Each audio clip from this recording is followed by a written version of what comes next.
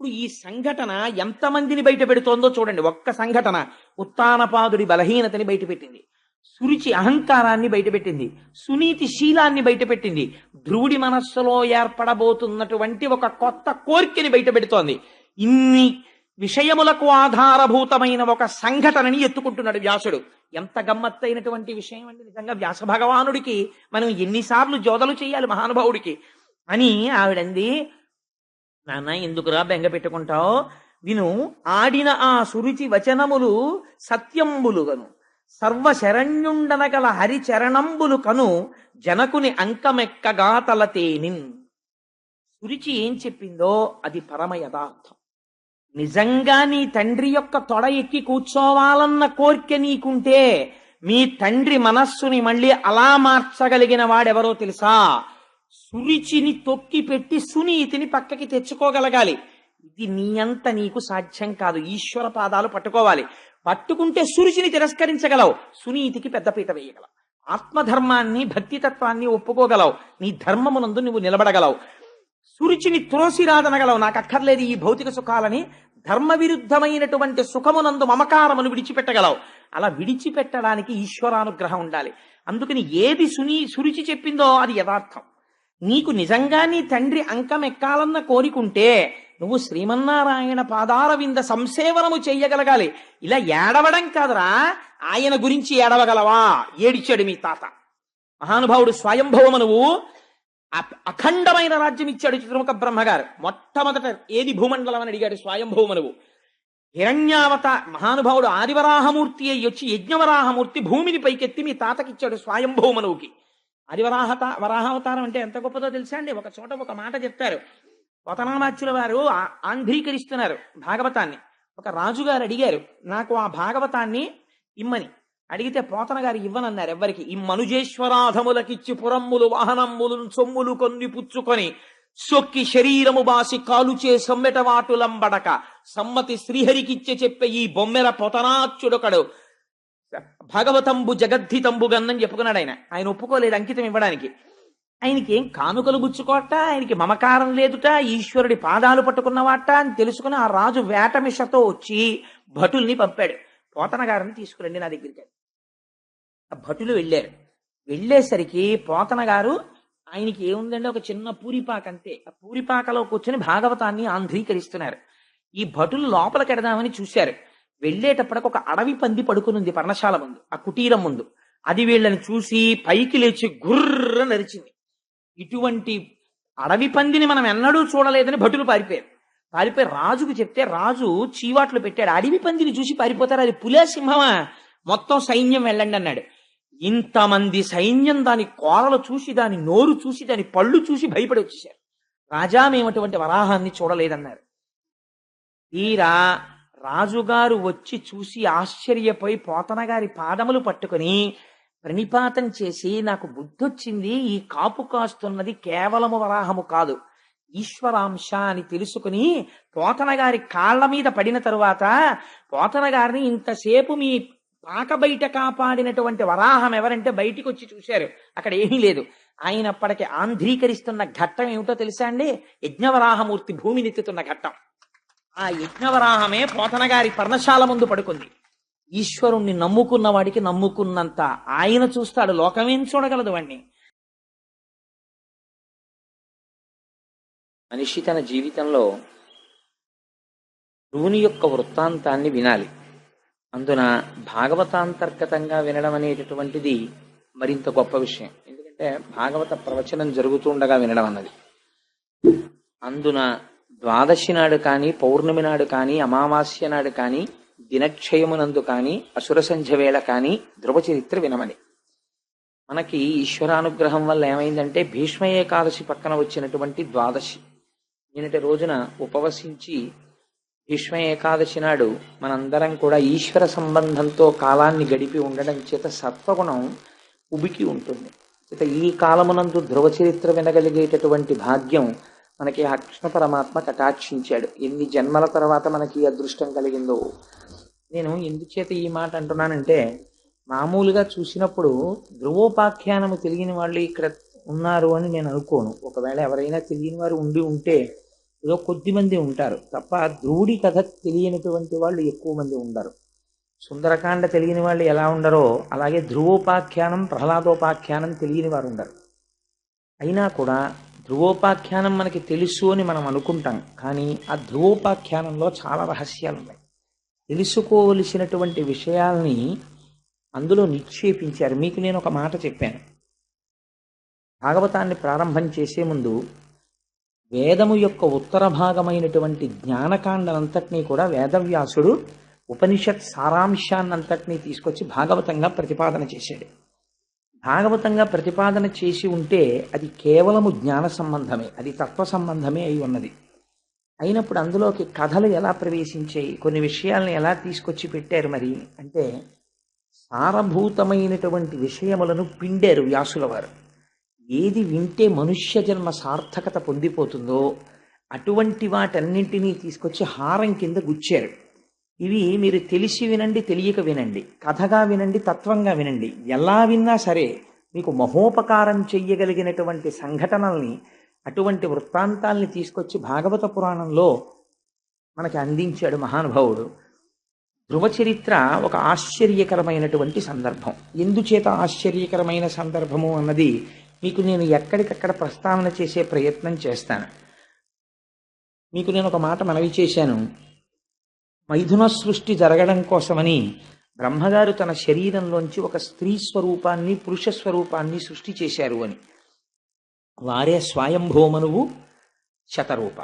స్వయంభవమనువు, శతరూప వారిద్దరూ కూడా ఉద్భవించిన తరువాత సృష్టి చెయ్యమని బ్రహ్మగారు ఆదేశించారు. వారికి 3 కుమార్తెలు, 2 కుమారులు కలిగారు. ఆ 3 కుమార్తెల పేర్లు నేను మొన్నటి రోజున చెప్పి ఉన్నాను, అకూతి, దేవహూతి, ప్రసూతి. కుమారులు ప్రియవ్రతుడు, ఉత్తానపాదుడు. ప్రియవ్రతుడి యొక్క వృత్తాంతం మనకి తర్వాత వస్తుంది. ఇవాళ మనం ఉత్తానపాదుడు గురించి మాట్లాడుకుంటున్నాం. ఆ ఉత్తానపాదుడికి 2 భార్యలు. మొదటి భార్య సునీతి, రెండవ భార్య సురుచి అనబడేటటువంటి 2 భార్యలు. ఆ 2 భార్యలతో ఉత్తానపాదుడు చాలా సంతోషంగా జీవితాన్ని గడుపుతున్నాడు. మీకు ధ్రువోపాఖ్యానంలో ఉన్న గమ్మత్తు ఏమిటంటే, మీకు ఆ పేర్లు వింటున్నప్పుడు ఏదో అనుమానం వస్తుంది, ఇది నిజంగా ఎక్కడో జరిగిన కథ, లేకపోతే ఏదైనా విషయాన్ని ఇందులో దాస్తున్నారా అన్న అనుమానం వస్తుంది. ఎందుచేత నేను ఈ మాట అంటున్నానంటే, ఆ పేరు పెట్టుకున్నవాడిని మీరు ఎక్కడైనా చూసారా? ఉత్తానపాదుడు అని పేరు పెట్టుకున్నవాడు, పైకి కాళ్ళు ఉన్నవాడు ఉత్తానపాదుడు అంటే.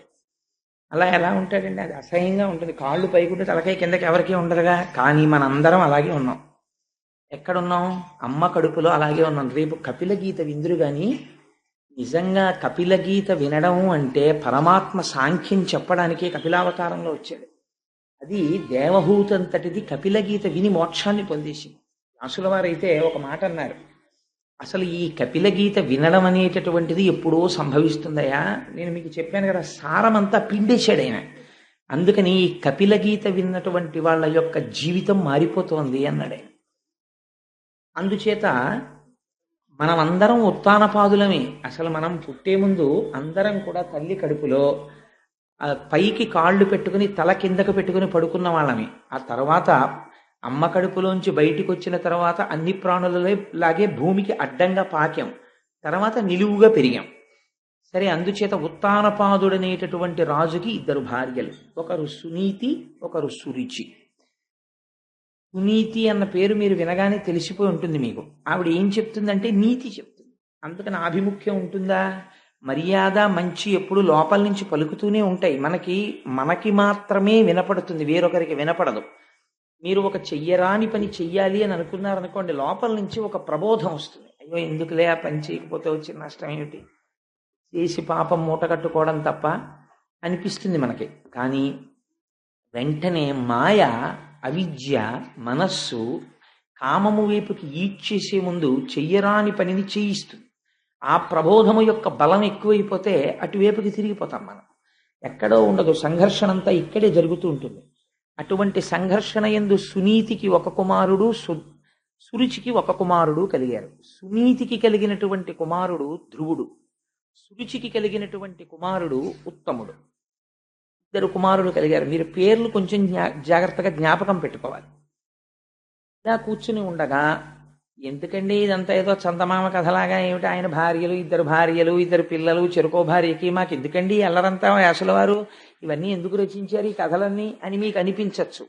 కానీ మీరు ఇందులో ప్రధానమైన విషయాన్ని నేను ధ్రువోపాఖ్యానం చెప్పే ముందు ఒకటి చెప్తాను, మీరు ఆ కోణంలో దీన్ని వినండి. సాధారణంగా ఎవరికైనా జ్ఞానం అనేటటువంటి దాని పట్ల, వైరాగ్యం అన్న దాని పట్ల మమకారం ఎప్పుడు కలుగుతుందండి? అసలు భోగం అనుభవిస్తే వైరాగ్యం అన్నమాట. భోగమే అనుభవించినటువంటి వాడికి వైరాగ్యం అన్న మాటకు అర్థం ఎక్కడుంది? పైగా పోని ఏదో కోపం వచ్చింది, కోపం వస్తే ఎటువైపు కడతాడు? కోపం వస్తే ఏదో ఇల్లు విడిచిపెట్టి పోతాడు, ఎక్కడికో అటు పోతానంటాడు, ఇటు పోతానంటాడు, అమ్మ మీద కోపం వచ్చింది, నాన్న మీద కోపం వచ్చింది అంటాడు. ఎవరి మీదో కోపంతో ఈశ్వరుడి పాదాలు అట్టుకుంటాననేవాడు ప్రపంచంలో ఉండడుగా. ఒకవేళ ఉన్నాడు అనుకోండి, అలా ఉన్నవాడికి నారదుడు ఎదురొచ్చి మాట్లాడగా, ఒకవేళ మాట్లాడాడు అనుకోండి, 5 ఏళ్ల వాడు తపస్సు చెయ్యలేడుగా, ఒకవేళ చేశాడు అనుకోండి, జన్మాంతరములు తపస్సు చేసిన వాళ్ళకి దొరకనటువంటి శ్రీమన్నారాయణ దర్శనము అత్యంత దుర్లభమైనది దొరకదుగా, ఒకవేళ దొరికింది అనుకోండి, వాడు మోక్షాన్ని కోరకుండా ఇంకేదో కోరి శ్రీమన్నారాయణుడు వెళ్ళిపోయిన తర్వాత చేతులు పిసుక్కుని ఏడవడుగా. మరి ఇవన్నీ ఎలా జరిగాయి? ధ్రువోపాఖ్యానంలో ఎందుకు నడిపించారు వ్యాసుల వారు ఆ కథనం అంత గొప్పగా? ఈ రహస్యాన్ని మీరు ఇప్పుడు వినాలి. అది వింటే, ఆ కోణంలో వింటే ధ్రువోపాఖ్యానం ద్వాదశి నాడు వినమని ఎందుకు చెప్పారో మీకు అర్థమవుతుంది. సరే, ఆ సునీతి యొక్క కుమారుడు ధ్రువుడు, సురుచి యొక్క కుమారుడు ఉత్తముడు. రాజైనటువంటి ఉత్తానపాదుడికి భార్య అయినటువంటి సురుచి యందు ఉన్నటువంటి ప్రేమ సునీతి యందు లేదు. లేదా సునీతి యందు లోపల గౌరవం ఉన్నా సురుచికి లొంగిపోయిన వాడవడం చేత సునీతిని గౌరవించలేడు. సురుచి పట్ల ఉన్నటువంటి లొంగుబాటు అటువంటిది. అంటే మీరు దీన్ని కొంచెం జాగ్రత్తగా అర్థం చేసుకున్నారనుకోండి, ఎక్కడుంది అది? ఇక్కడే ఉంది. సునీతి కూడా ఇక్కడే ఉంది. సునీతి ఎప్పుడు చెప్తుంటుంది, అలాంటి పని చేయకూడదు, విన్నావు కదా భాగవతం అంతా, రామాయణం చదువుకున్నావు కదా, పెద్దల మాటలు విన్నావు కదా, ఎందుకు పాడైపోతావు, ఇలాంటి పని చెయ్యకు, కక్కుర్తి పడకు. చూసేవాడు ఒకడు ఉన్నాడు, నిన్నను చూశారు కదా సత్యనారాయణ వ్రతంలో, అక్కడే కూర్చుంటాడు, చిత్రగుప్తుడు అని రాసేస్తుంటాడు. ఎందుకు వచ్చిన అల్లరి ఇదంతా మనకి? అందుకని వద్దా, పాపకర్మ చేయకంటుంది. కానీ మనం పుట్టిన దగ్గర నుంచి సురుచికి లొంగిపోవడం మనం అలవాటైపోయాం. సురుచికి లొంగడానికి అలవాటు పడిపోయిన మనం సునీతిని భార్యగా అంగీకరించలేం. అందుకని ఆవిడ మాటకి పెద్ద విలువ ఇవ్వం. అయినా ఆవిడ కూడా ఏమంటుంటుందంటే, నేను భార్యనే అని పాపం ఏదో చెప్పడానికని తెరదాకా వస్తుంది. సురుచి కళ్ళెర్ర చేసి చూస్తుంది. నీతి చెప్దాం అనుకుంటున్నావు అని. దీనికి లొంగిపోయి ఉన్నవాడు రాజు, అందుకని అసలు సునీతిని గౌరవించడు. కానీ ఇద్దరు భార్యలే, ఇద్దరూ ఎప్పుడూ జీవుడి వెంటే ఉంటారు వాళ్ళిద్దరూ చిట్ట చివరి వరకు. సురుచికి లొంగినవాడు కావడం చేత సునీతి యందు ఆవిడ మాట వినే తత్వాన్ని రాజుకి లేదు. ఆవిడ్ని భార్యగా ఆదరించినవాడు కాడు. అంటే సురుచికి ఇచ్చినటువంటి స్థానం సునీతికి ఉత్తానపాదుడు ఇవ్వలేదు. కానీ భార్యలు కనుక ఇద్దరి యందు కుమారులు జన్మించారు. ఒకడు ఉత్తముడు, ఇంద్రియాలతో అనుభవించిన సుఖాలన్నీ ఉత్తమంగానే కనిపిస్తాయి, ఎవడికి అధమంగా కనిపించవు. అధమంగా కనిపించింది సుఖం అని ఎందుకంటాడు? అనుభవించిన ప్రతిదీ ఇది గ్రామ్య సుఖం అండి అని అన్నాడు అనుకోండి. ఏదైనా ఒక సుఖాన్ని అనుభవించి, సుఖంలో ఏముందండి, ఇది గ్రామ్య సుఖం, దీనికోసమా వెంపర్లాట అన్నాడు అనుకోండి, వాడు మారిపోయాడు అంతే. వాడి వైరాగ్యం వచ్చింది. వైరాగ్యం అన్న మాట చాలా తేలికగా వాడుతుంటారు సమాజంలో. ఆయనకి చాలా వైరాగ్యం వచ్చిందండి, మహానుభావుడు అలా ఉంటాడు అంటారు. ఉట్టిది వైరాగ్యం అన్న మాట అలా ఏం ఉండదు. వైరాగ్యం వస్తే ఎలా వస్తుందో తెలుసా అండి? It does not come like drop by drop, it comes like flood అంటారు రామకృష్ణ పరమహంస. అది వస్తే వరదలా వస్తుంది, అంతేకాని చుక్క చుక్క చుక్క చుక్క రాదు. వైరాగ్యం వచ్చినటువంటి వాడు వైరాగ్యము కలగగానే 12 గంటలకి వైరాగ్యం కలిగితే 12 గంటల 1వ నిమిషం నుంచి మారిపోతాడు. వైరాగ్యం పైన కట్టుకున్న బట్టల్ని బట్టి తెలియదు, లోపల స్థితిని బట్టి తెలుస్తుంది వైరాగ్యం. కాబట్టి నిన్నను చూడండి, తత్వవిధానంద సరస్వతి మహారాజు వచ్చారు, అనుగ్రహ భాషణం చేస్తూ. వారి స్థితి ఏమిటో తెలుసా అండి? వారు కెమిస్ట్రీలో పిహెచ్డి, కృష్ణ యజుర్వేదంలో సైన్స్ అన్న సబ్జెక్టు మీద పిహెచ్డి. వారు రాణి నరసింహశాస్త్రి గారి కొడుకు. వేదాంతముల యందు వారికి ప్రవేశం ఉంది. వారు ఉపనిషత్తులన్నీ చదివారు, వేదాలన్నీ చదివారు, పురాణాలన్నీ చదివారు. ఇవాళ ఆత్మతత్వమునందు నిలబడిపోయినటువంటి మహాపురుషుడు, అంత నిరాడంబరుడు. ఎవరింటికైనా పలహారం చేయడానికి వచ్చారనుకోండి, ఇలా తెరేస్తే ఒప్పుకోరైనా. బ్రహ్మము తింటోంది, బ్రహ్మమును తింటోంది, నాతో పాటు తింటున్న వాళ్ళందరూ కూడా బ్రహ్మము తింటోంది, దానికి తెరెందుకని అడుగుతారు. అందరికీ పెట్టారా అండి అని అడుగుతారు. అందరూ తిన్నారా అండి అని తాను కూడా అందరితో పాటు కూర్చుని తింటారు. అందరికీ అన్ని ప్రశ్నలకి జవాబులు చెప్తారు.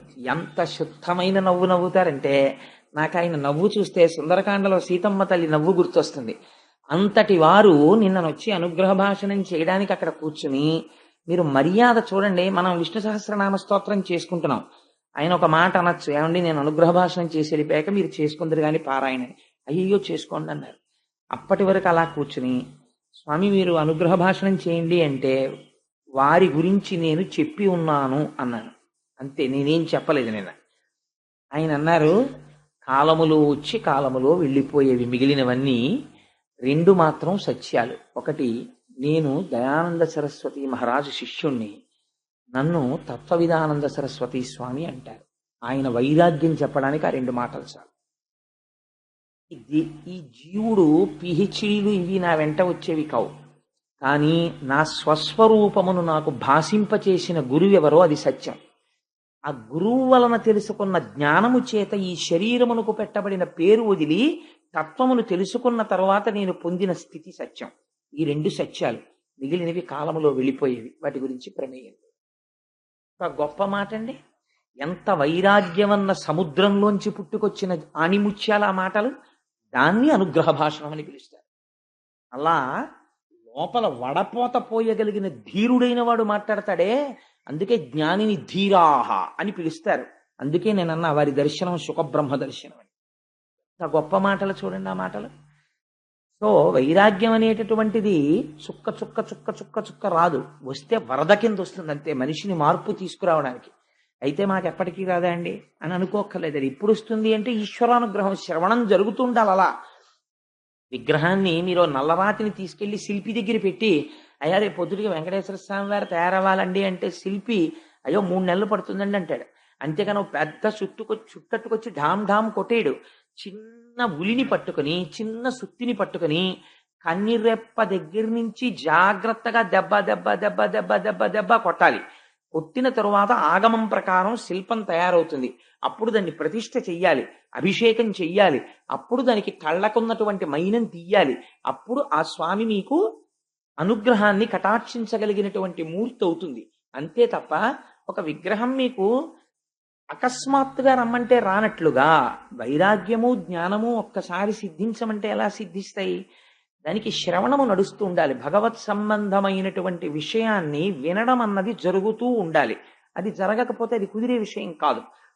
కాబట్టి ఆ సురుచి సునీతి ఇద్దరు భార్యలతో ఉత్తానపాదుడు ఉన్నాడు. ఒకానొక నాడు ఒక ఆశ్చర్యకరమైన సంఘటన. ఇది మామూలు మన ఇళ్లల్లో అయితే చెప్పుకోవలసినటువంటి సందర్భమే కాదు. దానికి వ్యాసుడు మురిసిపోయి, ఎవరండి రాసినవాడు?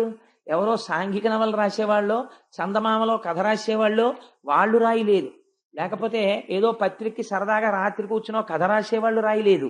ఈ సంఘటనని తీసుకొచ్చి ఒక మహాత్ముడి యొక్క జీవితంగా, మీ జీవితాన్ని మార్చగలిగిన సందర్భంగా ఒక సంఘటనని వ్యాసుడు ఆవిష్కరిస్తున్నాడు. పోతన గారు పరవశించి అనువాదం చేశారు. ఇది రాముడు నా చేత అనువాదం చేయించాడన్నారు. ఏమిటి ఆ సంఘటన? అంత గొప్ప సంఘటన ఏం జరిగింది అంతఃపురంలో అంటే, మీరు ధ్రువోపాఖ్యానాన్ని మామూలుగా ఇన్ బిట్వీన్ ది లెటర్స్ అంటారు ఇంగ్లీష్లో, అలాగా మీరు దాన్ని అక్షరాల కింద చదివారనుకోండి, అది పెద్ద సంఘటనే కాదు. కానీ ఒక గొప్ప సంఘటన జరిగింది. ఏమా సంఘటన మీరు అవధరిద్దురు గాని. ఒకనాడు సుఖలీల నుత్తాన పాదుండు ఎరి ప్రియురాలైన సురిచి కన్న కొడుకు ఉత్తము తన తొడలపై నిడుకొని ఉపలాలనము చేయుచున్న వేళ అర్ధితదారోహణాపేక్షితుండైన ధ్రువుని కనుంగొని తివక ఆదరింపకుండుటకు గర్వించి ఆ సురుచియు సవిత బిడ్డండైన ధ్రువుని చూచి తండ్రి తొడనెక్క వేడుక తగిలనేని పూని నాగర్భమున నాడు పుట్టక అన్యగర్భమున పుట్ట కోరిన కలది నేడు జనకు తొడయక్కు భాగ్యంబు సవతి కొడక. గొప్ప అనువాదము చూడండి ఆ శిశపద్యం. ఒకనాడు ఉత్తానపాదుడు కూర్చునున్నాడు. సింహాసనం మీదేం కాదు, అంతఃపురంలో కూర్చునున్నాడు.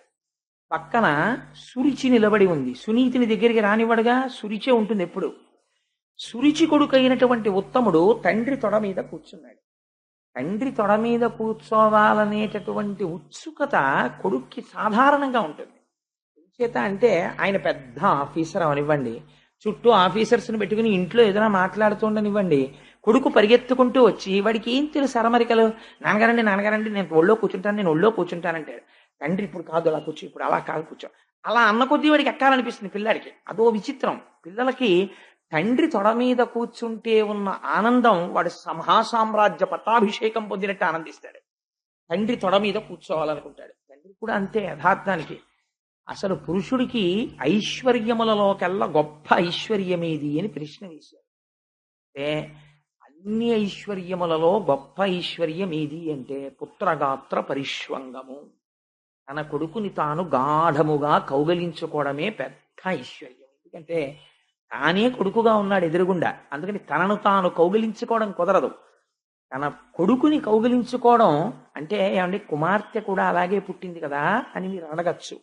కానీ శాస్త్రం కన్న కూతురైనా సరే 5 సంవత్సరములు దాటిన తరువాత కూతురు నిద్రపోతుంటే తండ్రి ఆ గదిలోకి వెళ్ళడానికి నిషిద్ధం. తండ్రితో కలిసి కూతురు ఏకశయ్య యందు నిద్రించడం నిషిద్ధం. ఒక మర్యాద పెట్టింది సమాజమునందు, ఆ గౌరవం నిలబడ్డం కోసమని అంత గౌరవాన్ని నిక్షేపించింది. తండ్రికి కూతురు మీద మిక్కుటమైన ముద్దొస్తే కొడుకునైనా సరే ఎక్కడ పడితే అక్కడ ముద్దు పెట్టడానికి వీల్లేదు, ధర్మశాస్త్రం అంగీకరించదు. మూర్ధన్య స్థానమునందు చిన్నతనంలో వేరు, 5 ఏళ్లు దాటితే బిడ్డడి యొక్క తల పట్టుకుని ఉంచి, ఒకవేళ వాడు మనకన్నా పొడుగైపోతే వాడి తలకాయ పట్టుకుని ఉంచి వాడి యొక్క మూర్ధన్య స్థానమునందు పాపట యందు తండ్రి ముద్దు పెట్టుకుంటే వాళ్ళకి ఆయుర్దాయం వృద్ధిలోకి వస్తుంది, వాళ్ళు ఇంకా వృద్ధిలోకి వస్తారు. తప్ప ఎక్కడ పడితే అక్కడ ముద్దు పెట్టడాన్ని శాస్త్రమునందు నిషేధించింది. అందుచేత తండ్రి కొడుకు మీద, తండ్రి యొక్క తొడ మీద కూర్చునున్నాడు ఉత్తముడు, సురుచి కొడుకు. పాపం సునీతి కొడుకు పరుగు పరుగున వచ్చాడు. ఆయన ధ్రువుడు, ఆయనకి కూడా కోరిక కలిగింది నాన్నగారి తొడ మీద కూర్చోవాలి. వచ్చి నాన్నగారు నాన్నగారు నేను కూడా కూర్చుంటాను నాన్నగారు అన్నాడు. తండ్రి ఎక్కించుకోలేదు తొడ మీద. ఎందుకు ఎక్కించుకోలేదు? కొడుకు మీద ప్రేమ లేక కాదు, మీరు అది గమనించాలి. కొడుకు మీద ప్రేమ ఉంది, ఎందుకనంటే తన కొడుకే. కొడుకుల యందు భేదం ఉండదు, భార్యల యందు భేదం ఉండొచ్చు శాస్త్రంలో, అదో గమ్మత్తు. ఎందుకంటే రెండూ తన తేజస్సులే. అందుకని ఆ కొడుకు యందు ప్రేమ ఉంది, కానీ ఆ కొడుకుని ఎందుకు ఎక్కించుకోడు? సురుచి పక్కన ఉంది. నా కొడుక్కి సునీతి కొడుక్కి ఇద్దరినీ తొడ మీద కూర్చునే స్థానమా అంటుంది. అందుకని ఆవిడ ఉండగా కూర్చోపెట్టుకోలేడు, అందుకని ఎక్కించుకోవడానికి ఇష్టపడలేదు. కానీ జవాబు చెప్పలేదు. ఎందుకు ఎక్కించుకోడు, ఎందుకు కూర్చోపెట్టుకోడు, తన కొడుకే కదా అన్నదానికి జవాబు చెప్పలేదు. వీల్లేదని తోసేసి సురుచి వంక చూస్తున్నాడు. ఆవిడేమన్నా అనుకుంటుంది మనం, ఒకవేళ సురుచి ఆ రోజున ఏమయ్యా ఓన్లీ ఏం పోయింది, పిల్లాడే కదా నీ కొడుకే కదా కూర్చోబెట్టుకోవాడిని కూడా అందనుకోండి, ఆనాడు తప్పకుండా ఉత్తానపాదుడు కూర్చోబెట్టుకుంటాడు. కూర్చోబెట్టుకున్నాడు అనుకోండి, భాగవతంలో ఈ ఆఖ్యానం లేదు, అయిపోయిందంటే అక్కడితో. ఆయన కూర్చోబెట్టుకోలేదు, సురుచి వంక చూస్తున్నాడు. మన జీవితమే. కానీ ఇక్కడ ఒక గమ్మత్తు జరిగింది. మీ జీవితం మారడానికి ఏదో ఒక సంఘటన ఆది కావాలి. మీరు ఏ సంఘటనని మీరు తీసుకోలేకపోయారు అనుకోండి ఆలంబనంగా, ఎప్పటికీ జీవితం మారదు. ఎక్కడో అక్కడ వెనక్కి తిరిగి చూడాలి. వెనక్కి తిరిగి చూస్తే ఆత్మావలోకనం అవుతుంది. మీరు అలా అవలోకనం చెయ్యకుండా కాలంతో పాటు పరిగెడితే దానికి అవలోకనం ఉండదు. కాబట్టి ఇక్కడ సురుచి వంక చూశాడు ఒకసారి. చూస్తే ఆవిడంది ఒక గమ్మత్తైన మాట అంది. ఏమందంటే, తండ్రి తొడనక్క వేడుక తగిలినేని పూని నాగర్భమున నాడు పుట్టక అన్యగర్భమున పుట్ట కోరిన కలది నేడు జనకు తొడ ఎక్కు భాగ్యంబు సవతి కొడక. ఎంత గొప్పగా అడ్రస్ చేసిందో చూడండి. సవతి కొడక అంటే నాతో పాటుగా సవతి అయిన దాని కొడుక, నీకు తండ్రి గారి తొడ మీద కూర్చోవాలని కోరికగా ఉందా? నీకు నిజంగా తండ్రి తొడ మీద కూర్చుని అదృష్టం పొందిన వాడివైతే నా కడుపున పుట్టుండేవాడి. నీ అమ్మ కడుపున ఎందుకు పుడతావు? ఆ అమ్మ కడుపున పుట్టిన వాడికి ఈయన తొడ ఎక్కే అదృష్టం ఎక్కడుంటుంది?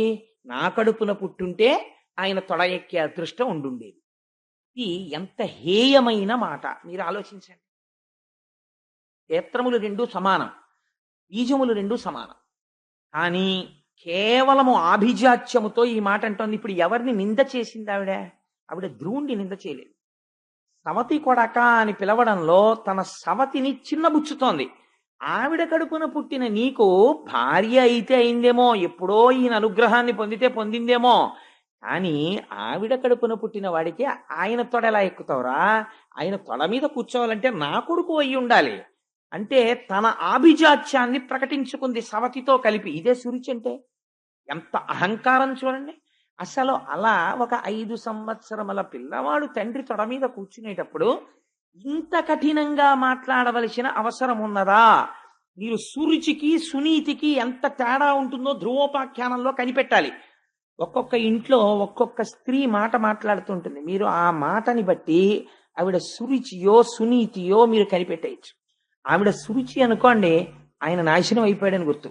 ఆవిడ సునీతి అనుకోండి, ఆయన అదృష్టం పండిపోయిందని గుర్తు. ఎందుకో తెలుసా అండి? ఆ దేవి భాగవతంలో వ్యాసుడు ఒక తీర్పు చెప్తాడు. అందులో అంటాడు ఆయన, కుపుత్రేణన్ వయో నష్టం.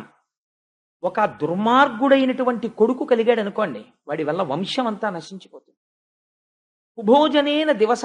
ఒక రోజు భోజనం తప్పు భోజనం చేశారనుకోండి. తప్పు భోజనం అంటే ఏమిటో తెలుసా అండి? శాస్త్రమునందు ఏ పదార్థం పడితే ఆ పదార్థం ఎలాంటి చోట పడితే అలాంటి చోట తినకూడదు. అన్నిటికన్నా పెద్ద పీట వేసి తినవలసిన భోజనం ఏమిటో తెలుసా అండి?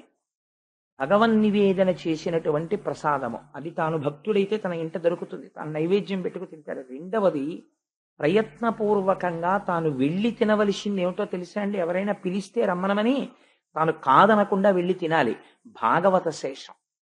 మహాభాగవతులై జ్ఞానులై పరమహంసలై నిరంతరము భగవంతుని యొక్క పాదముల యందు తిరుగాడేటటువంటి వారు ఏ ఇంటికైనా వచ్చి పదార్థములు తీసుకుని వెళ్ళిపోతే వారికి పలహారం పెట్టి పంపకూడదు. వారితో వచ్చిన వారికి కూడా పెట్టాలి. ఎందుకో తెలుసా అండి?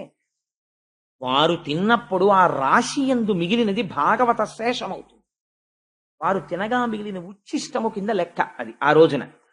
అది ఆ రోజున మనం కూడా వెళ్ళి తిన్నాం అనుకోండి, ఆ భాగవతోచ్ఛిష్టము తినడం చేత మన మనస్సుని సంస్కరించేస్తుంది. అది భగవంతుడి వైపుకు తిప్పుతుంది. ఎందుకంటే వారు తినగా మిగిలిన పదార్థం అది.